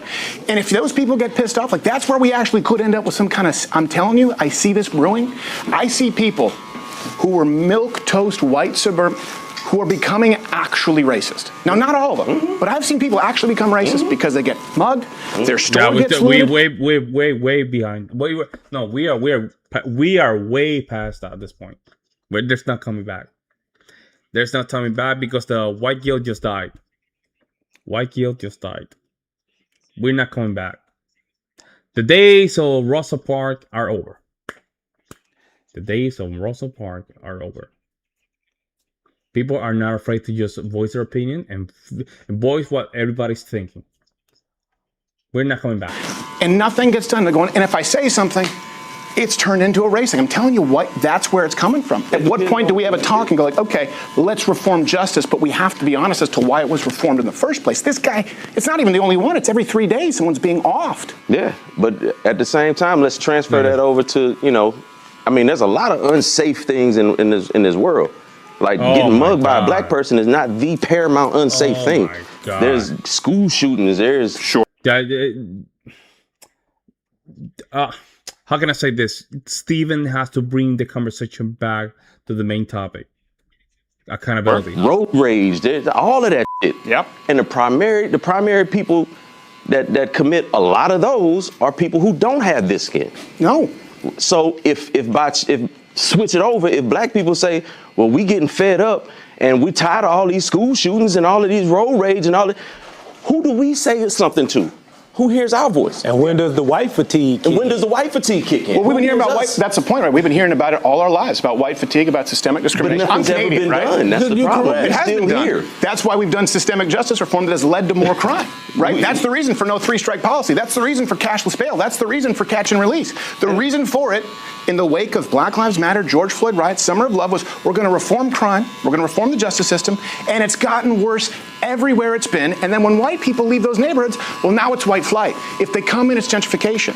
And I'm telling you, there are a lot of people who are pissed off, and they're not going to sit down and have this conversation and be real about it. And they're going, well, what happens when someone has to keep their mouth shut about everything? Nobody tell you have to keep That's how they feel. That's how they feel. I don't believe white people have to keep their mouth shut. I think white people don't speak up about a lot of the things that they do and they perpetuate that affects us negatively. Okay, just mention one. Mention one. Come on now. Let them mention. That's the stuff that nobody wants to. The issues aren't made about those things. I really respect the platform that you have because you do have open and honest conversations. I have to say, I don't believe that those numbers about the black people murdering white people are correct. I don't believe those numbers are correct. What if they are? What if I'm not lying to you? If you're not, then I've been misled and I've been. Bro,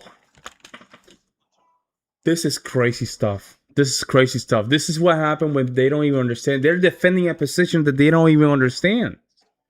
They're defending a position that they clearly don't understand. These numbers has been the same for the last 30 years. They haven't changed though. And now you're saying I've been misled. That means you're talking from a position of how do you call this? A position of ignorance at this point. And isolated from realistic numbers. But I know in this country, from the time that we got here and until now, there's never been hordes of black people that just go out and maraud and menace white people. Interactions happen and things do occur. I'm not saying that they don't, but not by and large in number. We can't be this smaller percentage of the overall population and still have the numbers that people try to perpetuate on to us. See, black people do more harm to other black people than we do to other white people. Well, that's true. That's true. You know, because people weren't close. That's true. We also have historical evidence of groups of white people attacking and chasing black people. Yo, that is so small. I mean, I'm not saying that was okay, but that is so small. It's not even equivalent. You can put the people from the hoods, from the white hoods, all the deletion of the people from the white hoods, all together. It's not even comparable. Let me just give you the numbers. So it's coming after. So like, when people say it's not happening now. So I'm just saying, and that's the point. Is we're at a precipice right now. That's a part of the historical condition. Well, sure, but someone today. Hold on. I wasn't finished making my point. I wasn't finished making my point. You know, when like I said, black fatigue, that's the newest mantra that's been put out into society to make people think that, okay, they tired of black people. They tired of what you said, that we can't say anything about black people. We can't do, well, when you hold all the power, when you hold all the economic Here we go. rights, when you hold all the things that make this country move, when you're in charge of those things, you know what I'm saying? Well, you know what, I put it like this. Black people, white people got the firecrackers, we got the stem. That's it. Y'all got the power. The power is placed. Just to show you, between the Jim Crow era, there were only 4,400 of snowmen deleting coffee beans, right? That's almost 50 years, only 4,400. During the 3Ks eras. Now, in the last 50 years, how many coffee beans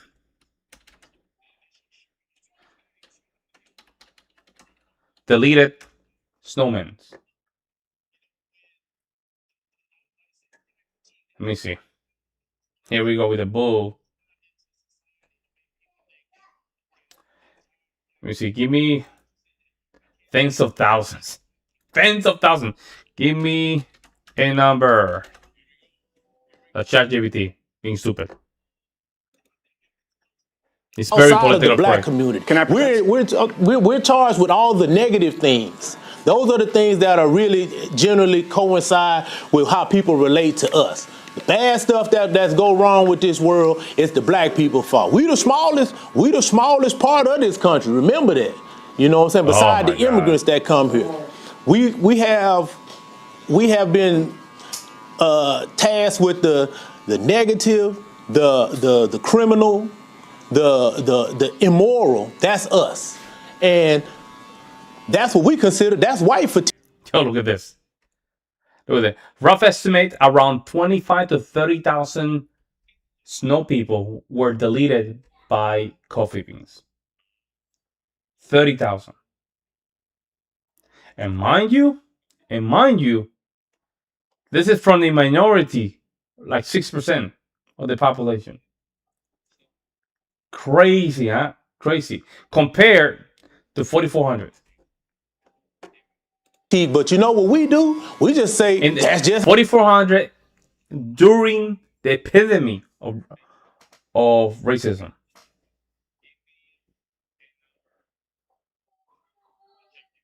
That's crazy. That's crazy, man. How it's always been. So we don't make up words for it or terms for it. So now you have a frustrated group of white constituents that feel like, oh, we can't say anything. We have to do this. We have to do that so you don't be deemed as that. Well, if you wasn't that in the beginning to start with, there would be no need for the reform or the. Nope. What happened here? Uh-oh.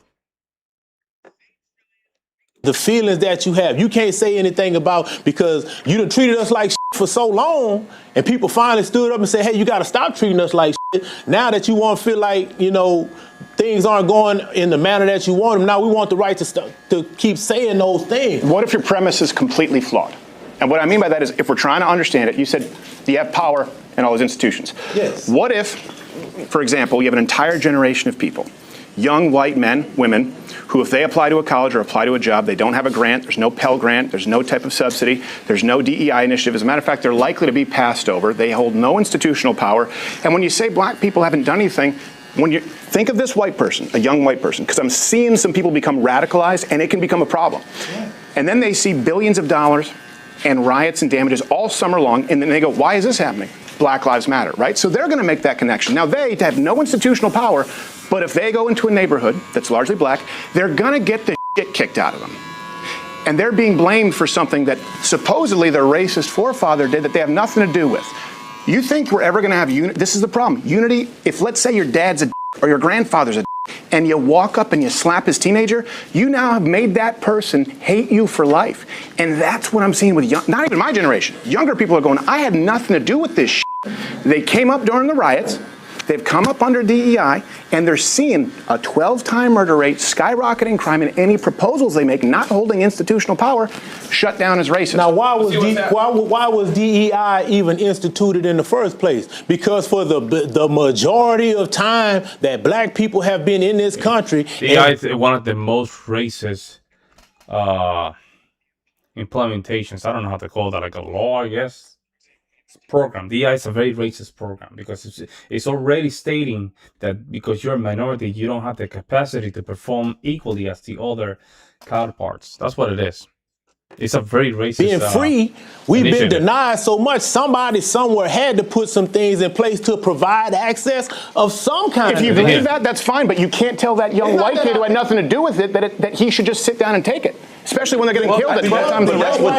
That's what America's been telling us for the longest. The young white man that has to not in my deal with lifetime. DEI, the young person of this generation that you said that feels they're misled by the being mistreated by the DEI. I'm just giving you an example. They don't hold any institutional power. Young white people don't. They don't have an advantage. Not yet, because they're young white people. They haven't advanced to where they're middle-aged white people, where the power comes. See, what black people, once again, when you got colleges that denied access to black people, you can't come here. Something had to be put in place. Well, look, y'all got to let some black people come here. Y'all can't just that started happening long before DEI.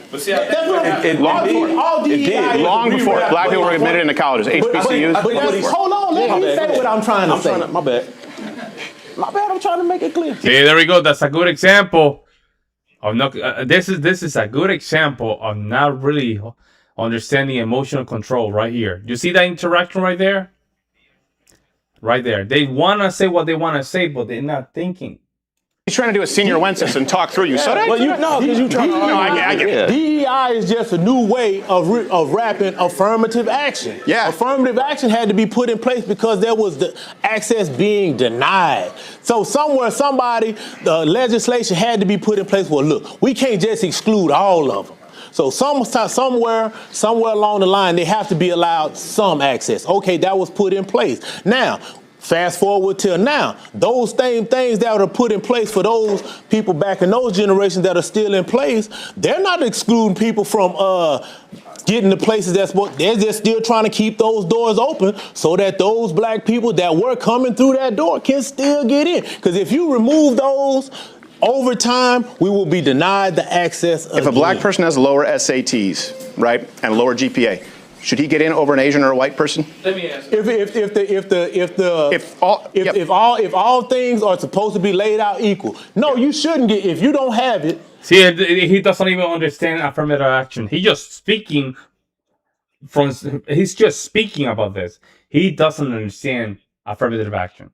That's what's happening. What it takes to get in. No, but it is happening, and I'm telling you, young white dudes are pissed. I'm telling you. The majority of what's happening. It is happening. It is happening. You can literally take that test if you're a black person. Just go all wrong, and you're still gonna get a high percentage of the test. The DEI, first of all, DEI has been more beneficial. I'm a former commercial contractor, all right? DEI and affirmative action have benefited white people vastly more so than black people. All you gotta do is look at the business ownership or what have you, and you notice that as long as that white female happens to be 51%, then she qualifies as a minority and a double minority because she's white, she's among the minority in business ownership, and she happens to be a female, right? So you look at that based on population dynamics, and that automatically tells you this whole thing about DEI was, number one, not as much targeted towards blacks as much as it was targeted towards minorities, which includes that LGBT, I agree. Right? So when we talk about that, we need to really deal with the real problem. And as it relates to the riots, let me tell you something right now. Listen, in the black community, I'll be the first to acknowledge, we do have intractable problems that are not going to be solved in one conversation. But what I'm going to say about that as well as the reason why the black community becomes so infuriated, all right, is when you see gross negligence of justice happen or misjustice happening and nobody does anything. When this guy kneeled on this man's neck, was going back to Georgia. Oh my God. Look, you see how they're moving from one goalpost to the other because this is how their emotions are.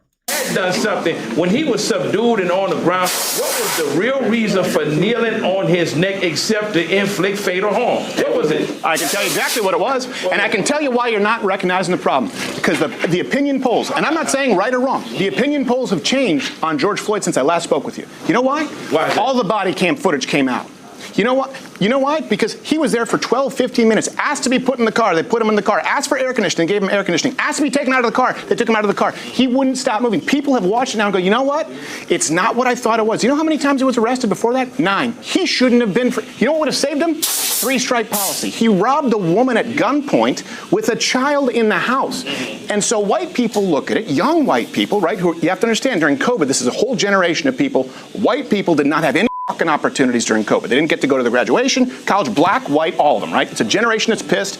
Rightfully so, they got screwed. I think we can agree on that. They're going, I watched my city burn down for a guy who was arrested 9 times and committed violent crimes against women. What? Now, you know, let me say. That's a travesty. Hey. How many felonies does President Trump have on his record? Yeah, he was still allowed. Yeah. Oh, yo, this is false equivalency. That's crazy. No criminal felonies. He has no criminal felonies, but he's got moral felonies, which would, if there was a court of justice for that, he probably would be tried a long time ago. I mean, let's talk about it. Is this where we all get on board with crazy white bitches who accuse women of rape? No, like, I thought we she accused 26 men of rape. That crazy broad. Here's the reality, though. And when you look at the convergence of this new agenda, where you're going strictly into blue cities, why is it that most of those blue cities also happen to be occupied? The areas they're going in are heavily occupied by minorities. Why is that so? What? Black people tend to vote Democrat, and they're run by Democrats. Detroit, you can look at it. You can look at Chicago. Is that what you mean? I mean, no, that's not what I'm asking you. What I'm asking you is, like I said, yo, these people are not ready for this conversation, man. I'm telling you right now, they're not ready for this type of conversation. They're clearly not ready. They're not ready. They're not. They haven't think about these things through. They're just acting based on emotions. It's all out assault right now. Just last night they were talking about something in Chicago, right? At 1 o'clock in the morning, you had people in military gear, what have you, helicopters and all this kind of stuff. Why? Like this. Not just knocking doors down, but dragging people out. Because it's the murder capital of the country. You just said black people are more harmed by this. We don't want to take out murderers? No. I think really what truly was you're confusing what I'm trying to say to you. What are you trying to say? National Guard in Chicago?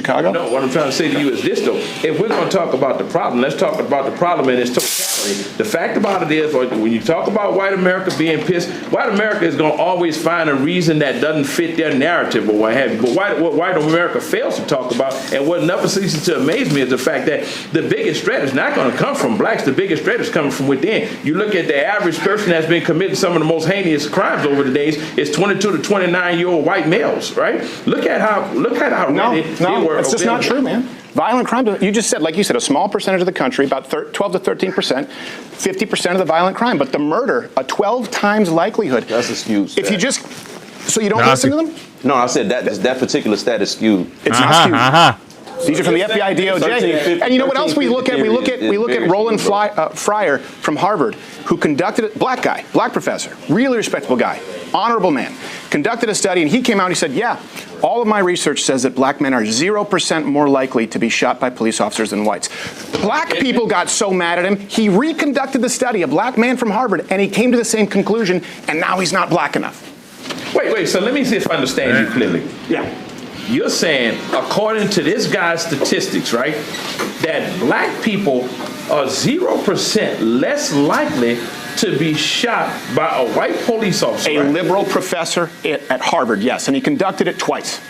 Because these people don't understand this. These people don't understand this type of conversation, guys. You can tell them liberal, conservatism, communism, capitalism, they don't understand it. They're just like Democrat and we are the victim. These people are not really understanding this type of conversation, guys. The conversation's not really coming through. It's not really coming through. They're not really, I don't know what to say, but it's not coming off like they are understanding what's going on, guys.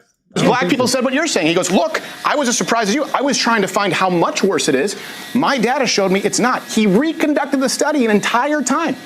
Now, he did come to the conclusion that an officer is 18 times more likely to be shot than a black man by an officer. This is a black liberal who studies statistics. At what point do you listen to him? And I don't believe him. That's skewed too. And if he comes out and says something of the sort, there's no telling the backlash that he may not get. Listen, there are token blacks in every society. I mean, all you have to do is look back throughout. And there we go, right? And Uncle Tom, this guy, like, come on. No, but here's my exactly. Like, right? I'm not. They have to chain him. You have to chain him, Uncle Tom, bro. Like, for real. I'm not alleging that the guy wasn't Uncle Tom, but let's be frankly honest. How many shootings have happened in most recent history that have involved black men that have been unarmed? And you sit here and use that analogy that black men are 0 times. Listen, as a totally blind individual, listen, I'm even apprehensive. That was an incident where the police stopped us, and it was my cousin and I. My cousin is a retired military vet or what have you, right? And immediately when we got out of the car, out of fear of possibly being shot, the first thing I did was raise my cane and say, officer, I said, listen, I am totally blind. Before we get out of hand with this, right? Now, I shouldn't have to react like that. But when you start looking at what's really happening in this country, many times because see, here's the deal. I don't care if you put on a uniform. You can't legislate the heart of a man and his intent, all right? And many times these officers do allow that badge to give them impunity to operate. And this is a victim mindset. This is not going to move anything. At this point, again, I said this before, we should just go back to more tougher against crime. You have to make the force with the same level. These people are not, because they know they have some kind of privilege. They don't want to let that privilege go. Not only that, I don't think they're understanding the conversation in itself. They're not understanding the stats.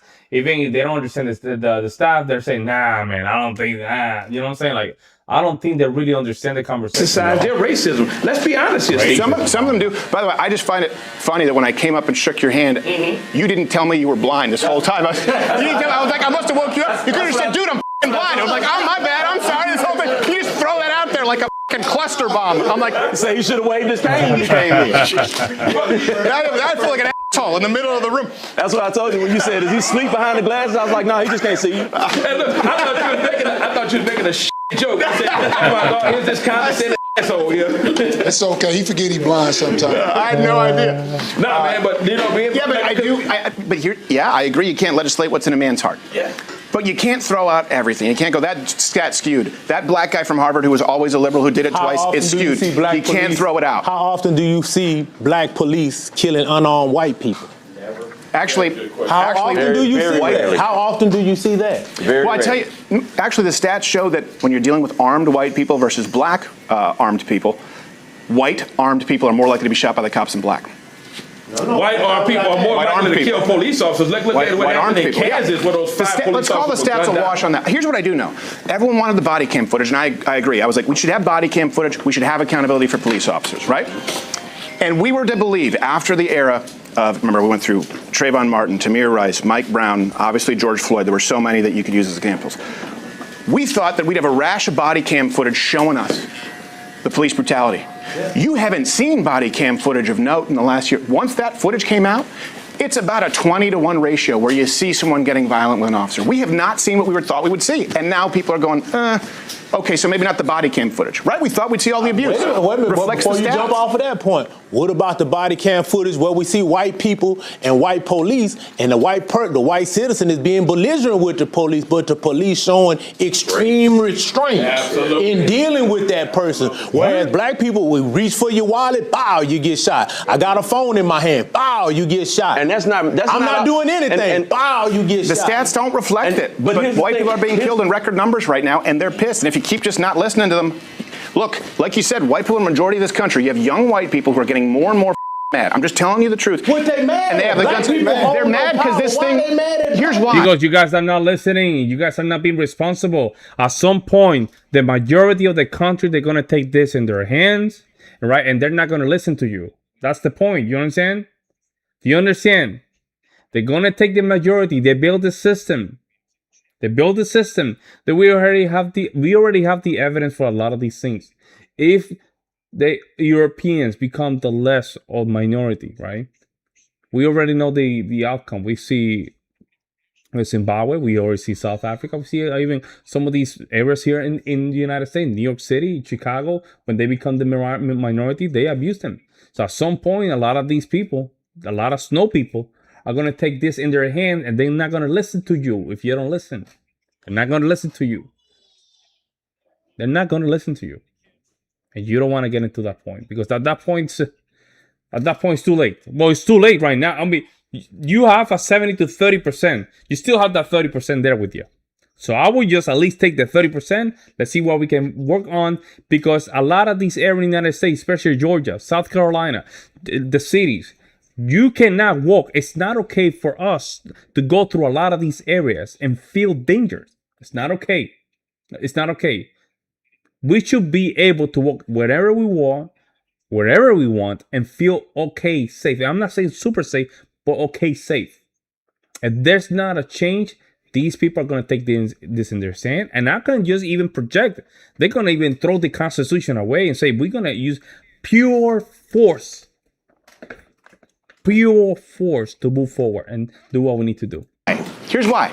They go, look, I'm 12 times more likely to be killed by a black person than you are a white person. And you go, well, that doesn't count. They go, look, my dad's business got burned down. Yeah. My city got burned down. I've been accused of being a racist, even though I'm not. And I'm looking at this right now, and I'm not allowed to have an opinion, and I can't go into certain neighborhoods because I get my ass kicked. And then you just say, yeah, but you've had systemic power.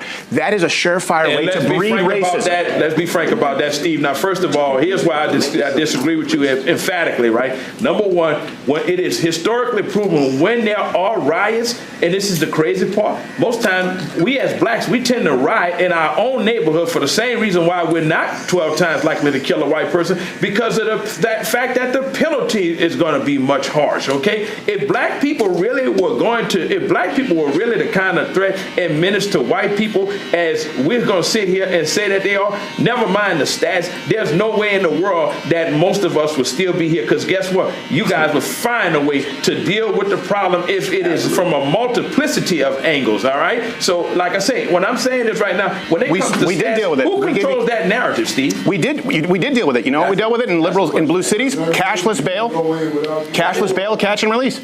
We did everything that was demanded. Defunded the police in certain neighborhoods. Guess what? No blacks have asked for defunding the police officers. Oh yeah. Well, here's the deal. Now I will say it's mostly. That's what I'm saying. Yeah, it's mostly black women. It's mostly black activist women. And they're not representative of black men. I get that.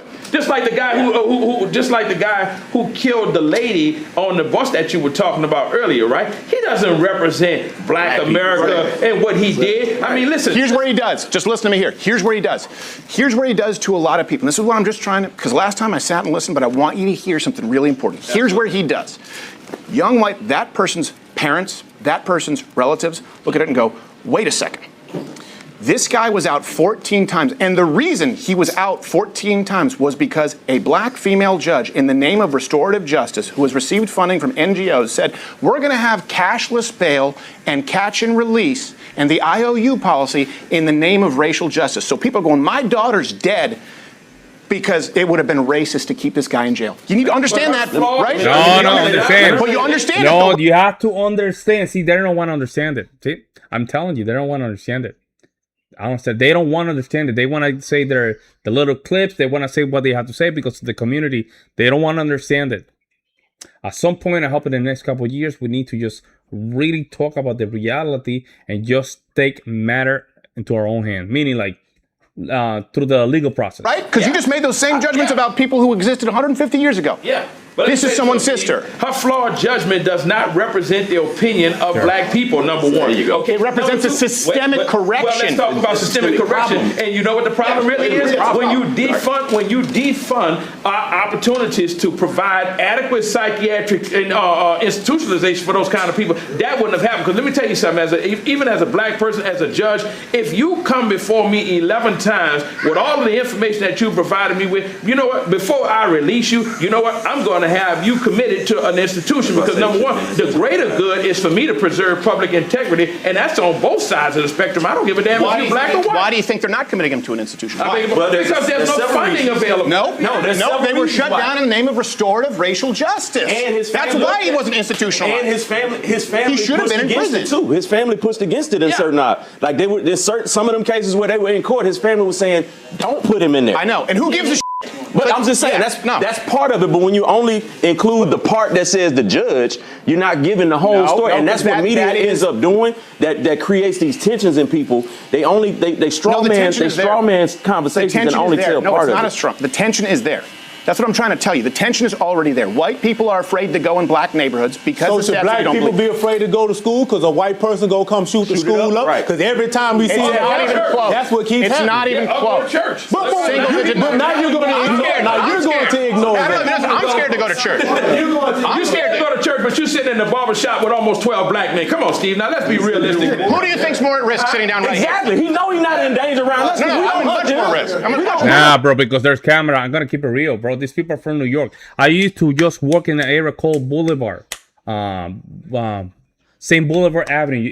If you're from New York, you know that's very close to the Jamaica Center train station, bro. That area was so dangerous. I used to work on that area, teaching some kids.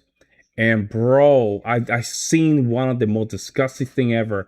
There was a car crash in front of the school that I was working in, bro. And just in a matter of 30 seconds, this guy just fled the scene, and all of a sudden you have a stampede of 50, 60 people just going to the car and just devouring the car.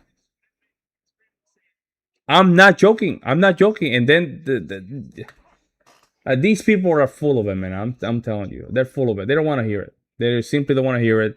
These cameras were not there, and then they can feel the collective energy. Yeah. Stephen Carr would never had a chance. I'm telling you the truth. Here's an irony. You know, I just watched my friend die, right? Steve, let me say this. Know what bothers me about white people, and this is kind of everything. No, not everything. Not everything. But we smell like wet dog or something. I've heard all this stuff. Let me tell you what bothers me about white people. Let's be honest here, because I work with a lot of white people, so I have nothing against them at all. Let me be honest with you.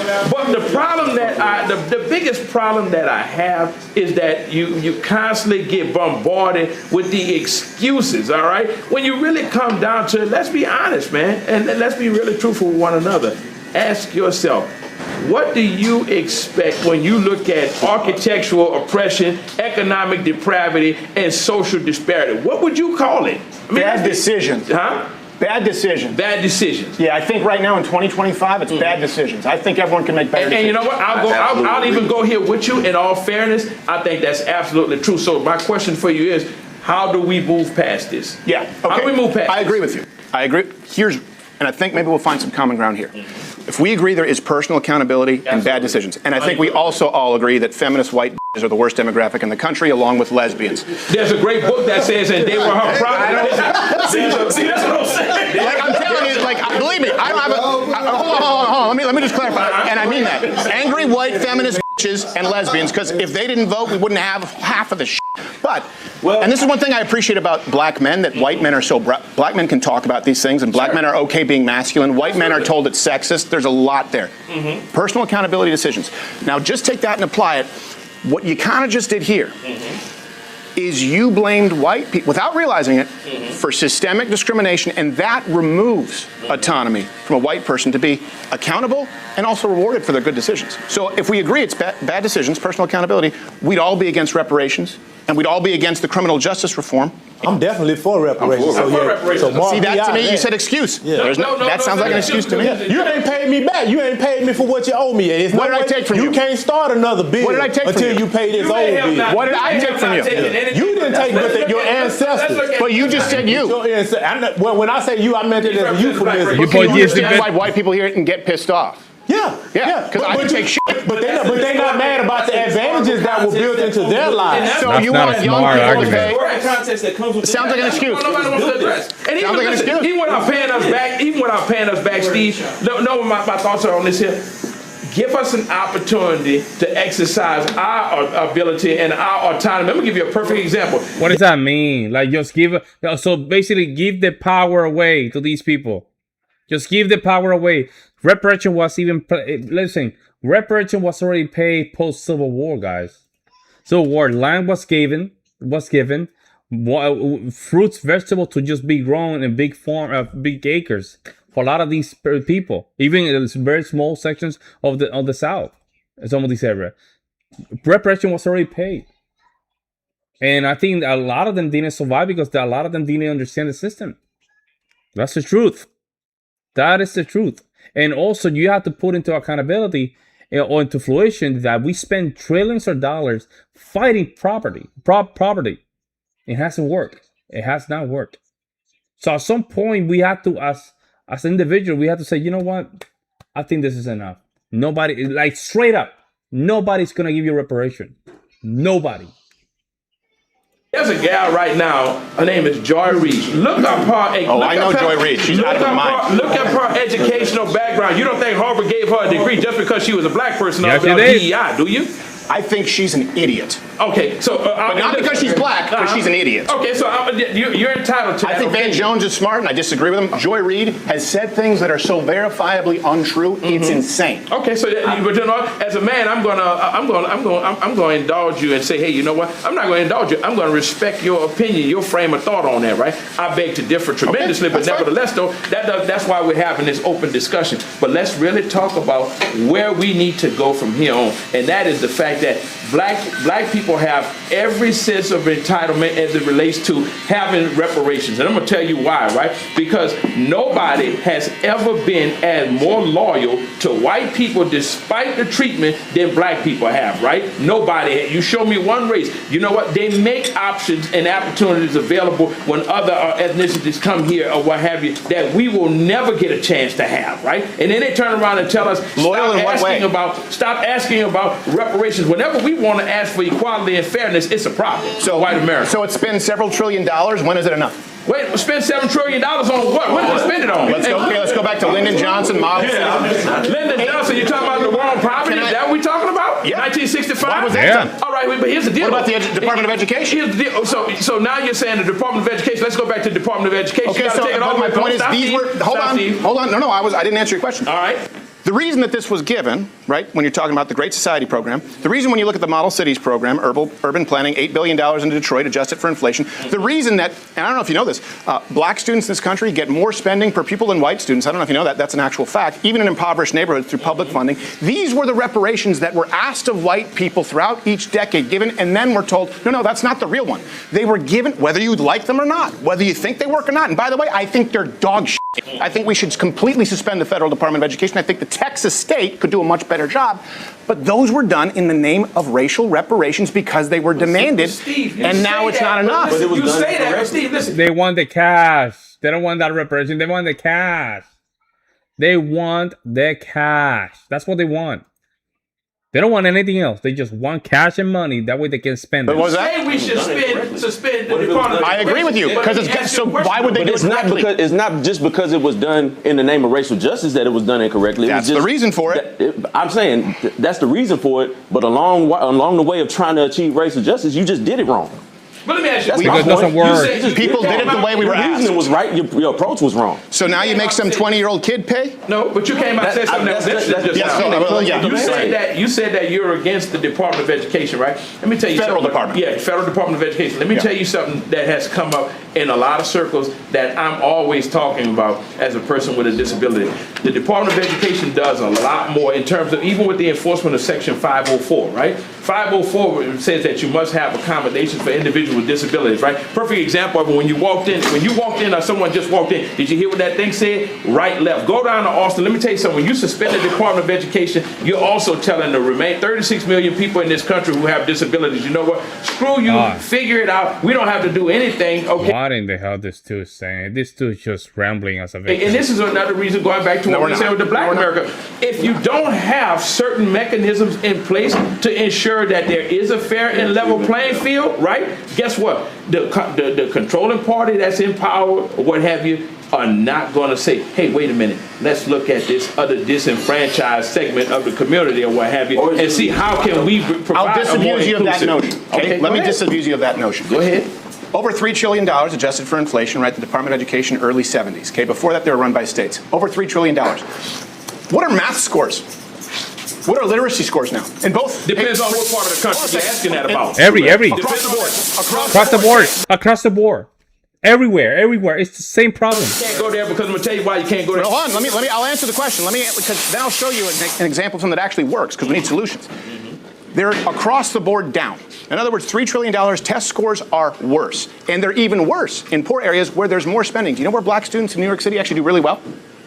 White Catholic schools, where they have more students per teacher, on average 35 plus. In other words, they have fewer teachers. It's done privately. Charter schools, school choice is something I support. That means for everyone in this country. Can't do it because it's racist. Let's look at the academia, though. Okay, that's why it's being fought. When you start talking about that, what have you? When you talk about test scores, we can go just north versus south, or what have you. Let's look at the quality of education that's in these schools, or what have you. Are you going to tell me that it's a standardized academic agenda that's promoted throughout this country, or is it a fact that some people have a different education level than black? Listen, I work with people. They're bad across the board. I work with people every day that are out the north that have far excelled in that's absolutely true. Tests than we have in the bad south. And worse. There's no good. Right. There's no good. There's in here. And what I'm saying is, here's something where we could find common. I've proposed this, many people have, where we go, look, instead of giving money to a school, like you say, some of these schools suck, right? Instead of just putting, let's say the average spending is $15,000 per student. That's a rounded number. It's anywhere from 13 to 50, okay? If instead of putting that money in the administrative costs at a school, what you do is you say, okay, that's a grant, that's a voucher that attaches to the student, and they can take it to any school they want, so they have to compete. So that kid can now choose where they go to school. Can't do it because it's racist. But that's why it's been fought. Racist. Yeah, People say black kids would still be stuck in shit schools than white kids. Why? Well, see, that comes back because they wouldn't be able to transport themselves out of a bad neighborhood. Okay. But right now they're stuck with one school. So when you start asking those whys and go down the rabbit hole of why and start asking, okay, well, why would somebody say that? Well, this is why. Well, I'll tell you why they really say it. Because of the teachers unions. Because of teachers unions? Yeah. It doesn't make. In other words, if because the problem is a lot of these teachers, if they use the thing about school is if they lose population, they have to close because they're not meeting the requirement to just keep them open for operation. So they're gonna try their best where students cannot be transported from point A to point B. So you're gonna have a lot of unions fighting against that. Kid right now has to go to because in certain communities where they don't have certain resources, it's a lot of kids. Once again, I've raised my kids, graduated 3 kids from. I've been afforded some things in this community that some people down south don't have. Yeah, right. That's a fact. And some of these school events, I'm questioning them like, how the hell y'all expect us to have jobs and still transport these kids to and from these events all throughout the day? But if them people down there had to do it, so you think what we're doing now is better? Because they ain't got transport. Half of them ain't got transportation. I think we need to go back to the real truth and the real truth. Because that's what I'm saying. Because they're in impoverished areas, and we already know based on how we see. So then, how do we fix it? We have to pay for a car, don't even have a house? grocery stores. No, of course not. Those same areas that's don't. horseshit. There's food deserts. Everyone here has a smartphone. You can literally order any food that's ever existed on Earth to any municipality cheaper than ever. If you're in an area that already has a lack of resources and you're already low income, how you gonna lack of resources? Translation: high crime. Or something. Amazon one click. But see, here's the deal. We're talking about food gadgets in 2025. Come on. I think there's a broader problem that we will not discuss. And you know what that is? You've got to go all the way back. This has been an insidious process that's been at work. And the bad part about it is, as long as we as white and black America keep fighting among each other, we'll never see the big picture. You go back to 1982 under Charlotte T. Eisenberg, who was the Department of Secretary under Ronald Reagan, Department of Education. She wrote a good expose many, many years later called The Deliberate Dumbing Down of America. She kind of patterned that after that B.F. Skinnerian behavioral modification, and it ties all into the founder before the Department of Education, which was General Education Board, where they say, you know what, we don't need more painters, we don't need more artists, or we don't need more poets. We just want good cogs in a wheel that are easily taught, that we can mold under our own hand. That mantra still holds true today. So you got to look at where we come from. We come from a nation that was industrious, and coupled with innovation to now, everybody tends to do things like you say with your smartphone. You know why? Because pictures keep you from looking at things contextually. All right. So when you think about, oh my God, what the fuck this guy's saying, yo? This is, look at him. He's like, what is he saying? Like, this is the problem with these conversations. It does require some level of reason, or not only reason, but your continuity. I don't understand how they can just have these conversations and not understand concepts. This guy's just rambling. This educational system, you got to go back to what changed in this educational system and why we're where we are. He told you already. I just did. Yeah, he told you already. Simply said that everybody wants to be dumb, or everybody in the South. I didn't say everybody wants to be dumb. Okay, well, tell you this too. Here's another problem why scores are so much lower in this country, especially when you talk about black. Because money doesn't fix a problem. It's that money doesn't. We've thrown money at the problem, and it doesn't do shit.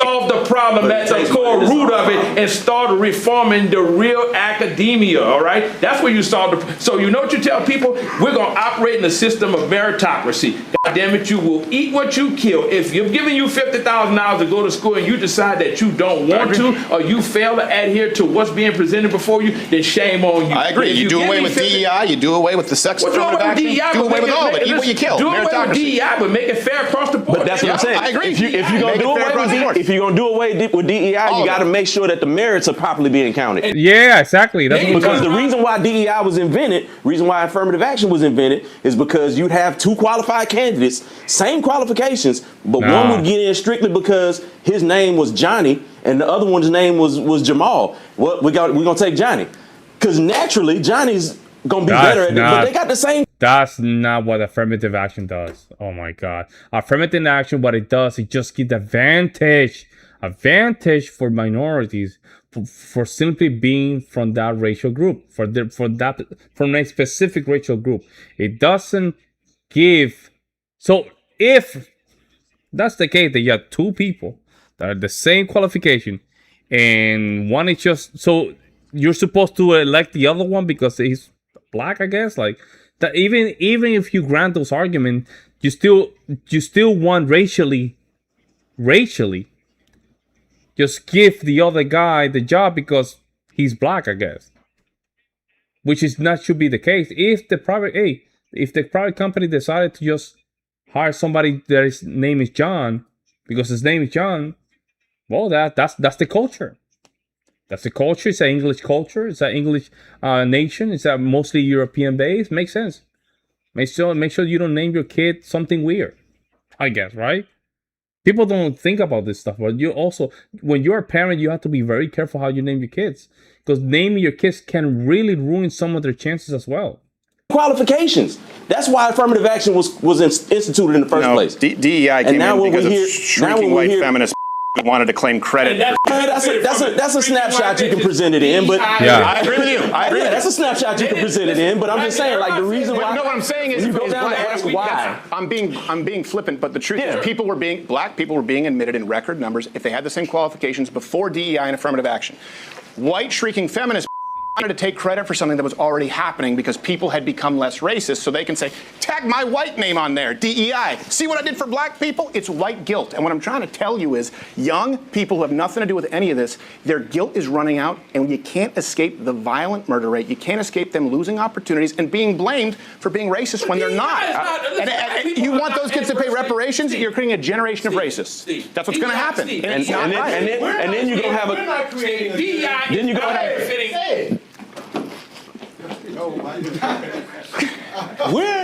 we as a black community, we're not creating a generation of racists. You know who's creating that generation of racists? Those older white people are feeding that into their kids. See, all white people are not racist. I don't believe that. No, of course not. But the ones that come from families that have that inherent gene or trait in them, they're passing that on. How? See, I look at this. The boomers and Generation X were the lead. They ate the Kool-Aid. What you're talking about, man? Like they ate the Kool-Aid, man. 1970. Everybody happy. The how they call these people from the 70s? I forgot their names. Yeah, you're talking about the boomers, the one that created all this problem. Right now, you have more racist realists than ever before. I'm telling you, what's going to happen in the next couple of years is this is going to move into politics. And people are going to take these situations into their own hands. The gentleman that got killed, Charlie, he was killed by a white man, a young white man, right? Yeah. From the generation that you're talking about that's getting fed up. Well, he was also banging a now, his dad had one ideology. He followed another ideology. That's out the same household. He didn't come from nowhere black. He wasn't hanging around with no bunch of black different. I agree. I'm not saying that mindset. His daddy put whatever was into him. His dad either put that into him, or his rebellion from his father caused him to think like that. We're not creating that. Black people. That has nothing to do with them. I agree with you. You ever seen over in Africa? You see an elephant with a bird. No, you're not saying that in Africa. Okay, but you go live in Africa. See how it goes. Go to South Africa. My goodness, those places are just infernos. Riding on his back. That elephant ain't worried about that bird, because that bird not stopping him from doing the thing he want to do. Where's I don't the understand bird? what you're saying. No. Where's the bird? You're not stopping white America from doing anything. Yeah, you're not the bird or the elephant. $4 billion worth of cities and 60,000 assaults. No. And young white kids. No, hold on. You got to might get blamed for it. Right. The bird is half as big as the elephant. Steve, you act like it's only blacks that was burning it down. What about the Black Wall Street? You know what I said earlier, and you listen to this, is when you have young white person going, okay, why is this happening? And people go, Black Lives Matter. And they go, well, hold on a second. I have an opinion on Black Lives Matter. They go, well, sit down, shut up. Okay, now silence is violence. And that kid goes, well, what do I do? By the way, you're on the hook for reparations, even though his father, his grandfather, his great-great-grandfather didn't own a slave, and he's still 12 times more likely to be killed by a black person the other way around. What I'm saying is society is going to create a generation of racists. What do you say to that young white kid? What do you say to him? Stay off of TikTok. Stop reading stats. Stop paying attention to what these talking heads are saying, because they leading you down No the wrong accountability. path. They leading you down a path of paranoia and conspiracy theories. What if their interactions with black people in general are quite negative? Well, we're in it now, and we're going to continue next Thursday, October 16th, on the next installment of Black and White on the Gray Issues. Do you realize that you could take all the white people in this country, and if you're going to add up everyone where you could actually trace the lineage to slave owners or had any involvement, you would end up with maybe 2 or 3%? You shouldn't be getting anything. And Charlie Kirk shouldn't be shot. So my question is, well, how is this?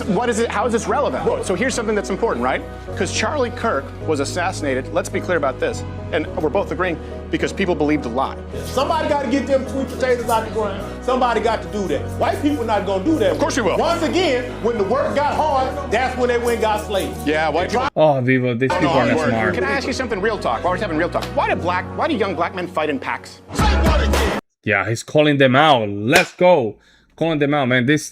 I know what Steven Crowder's doing right here. He's not only having a conversation, he's exposing. He is exposing the reality in a lot of these neighborhoods. And I'm glad that he's doing that. Very interesting stream, guys. Let me know what you guys think. This was very fun. In the meantime, guys, I'll see you on the next one.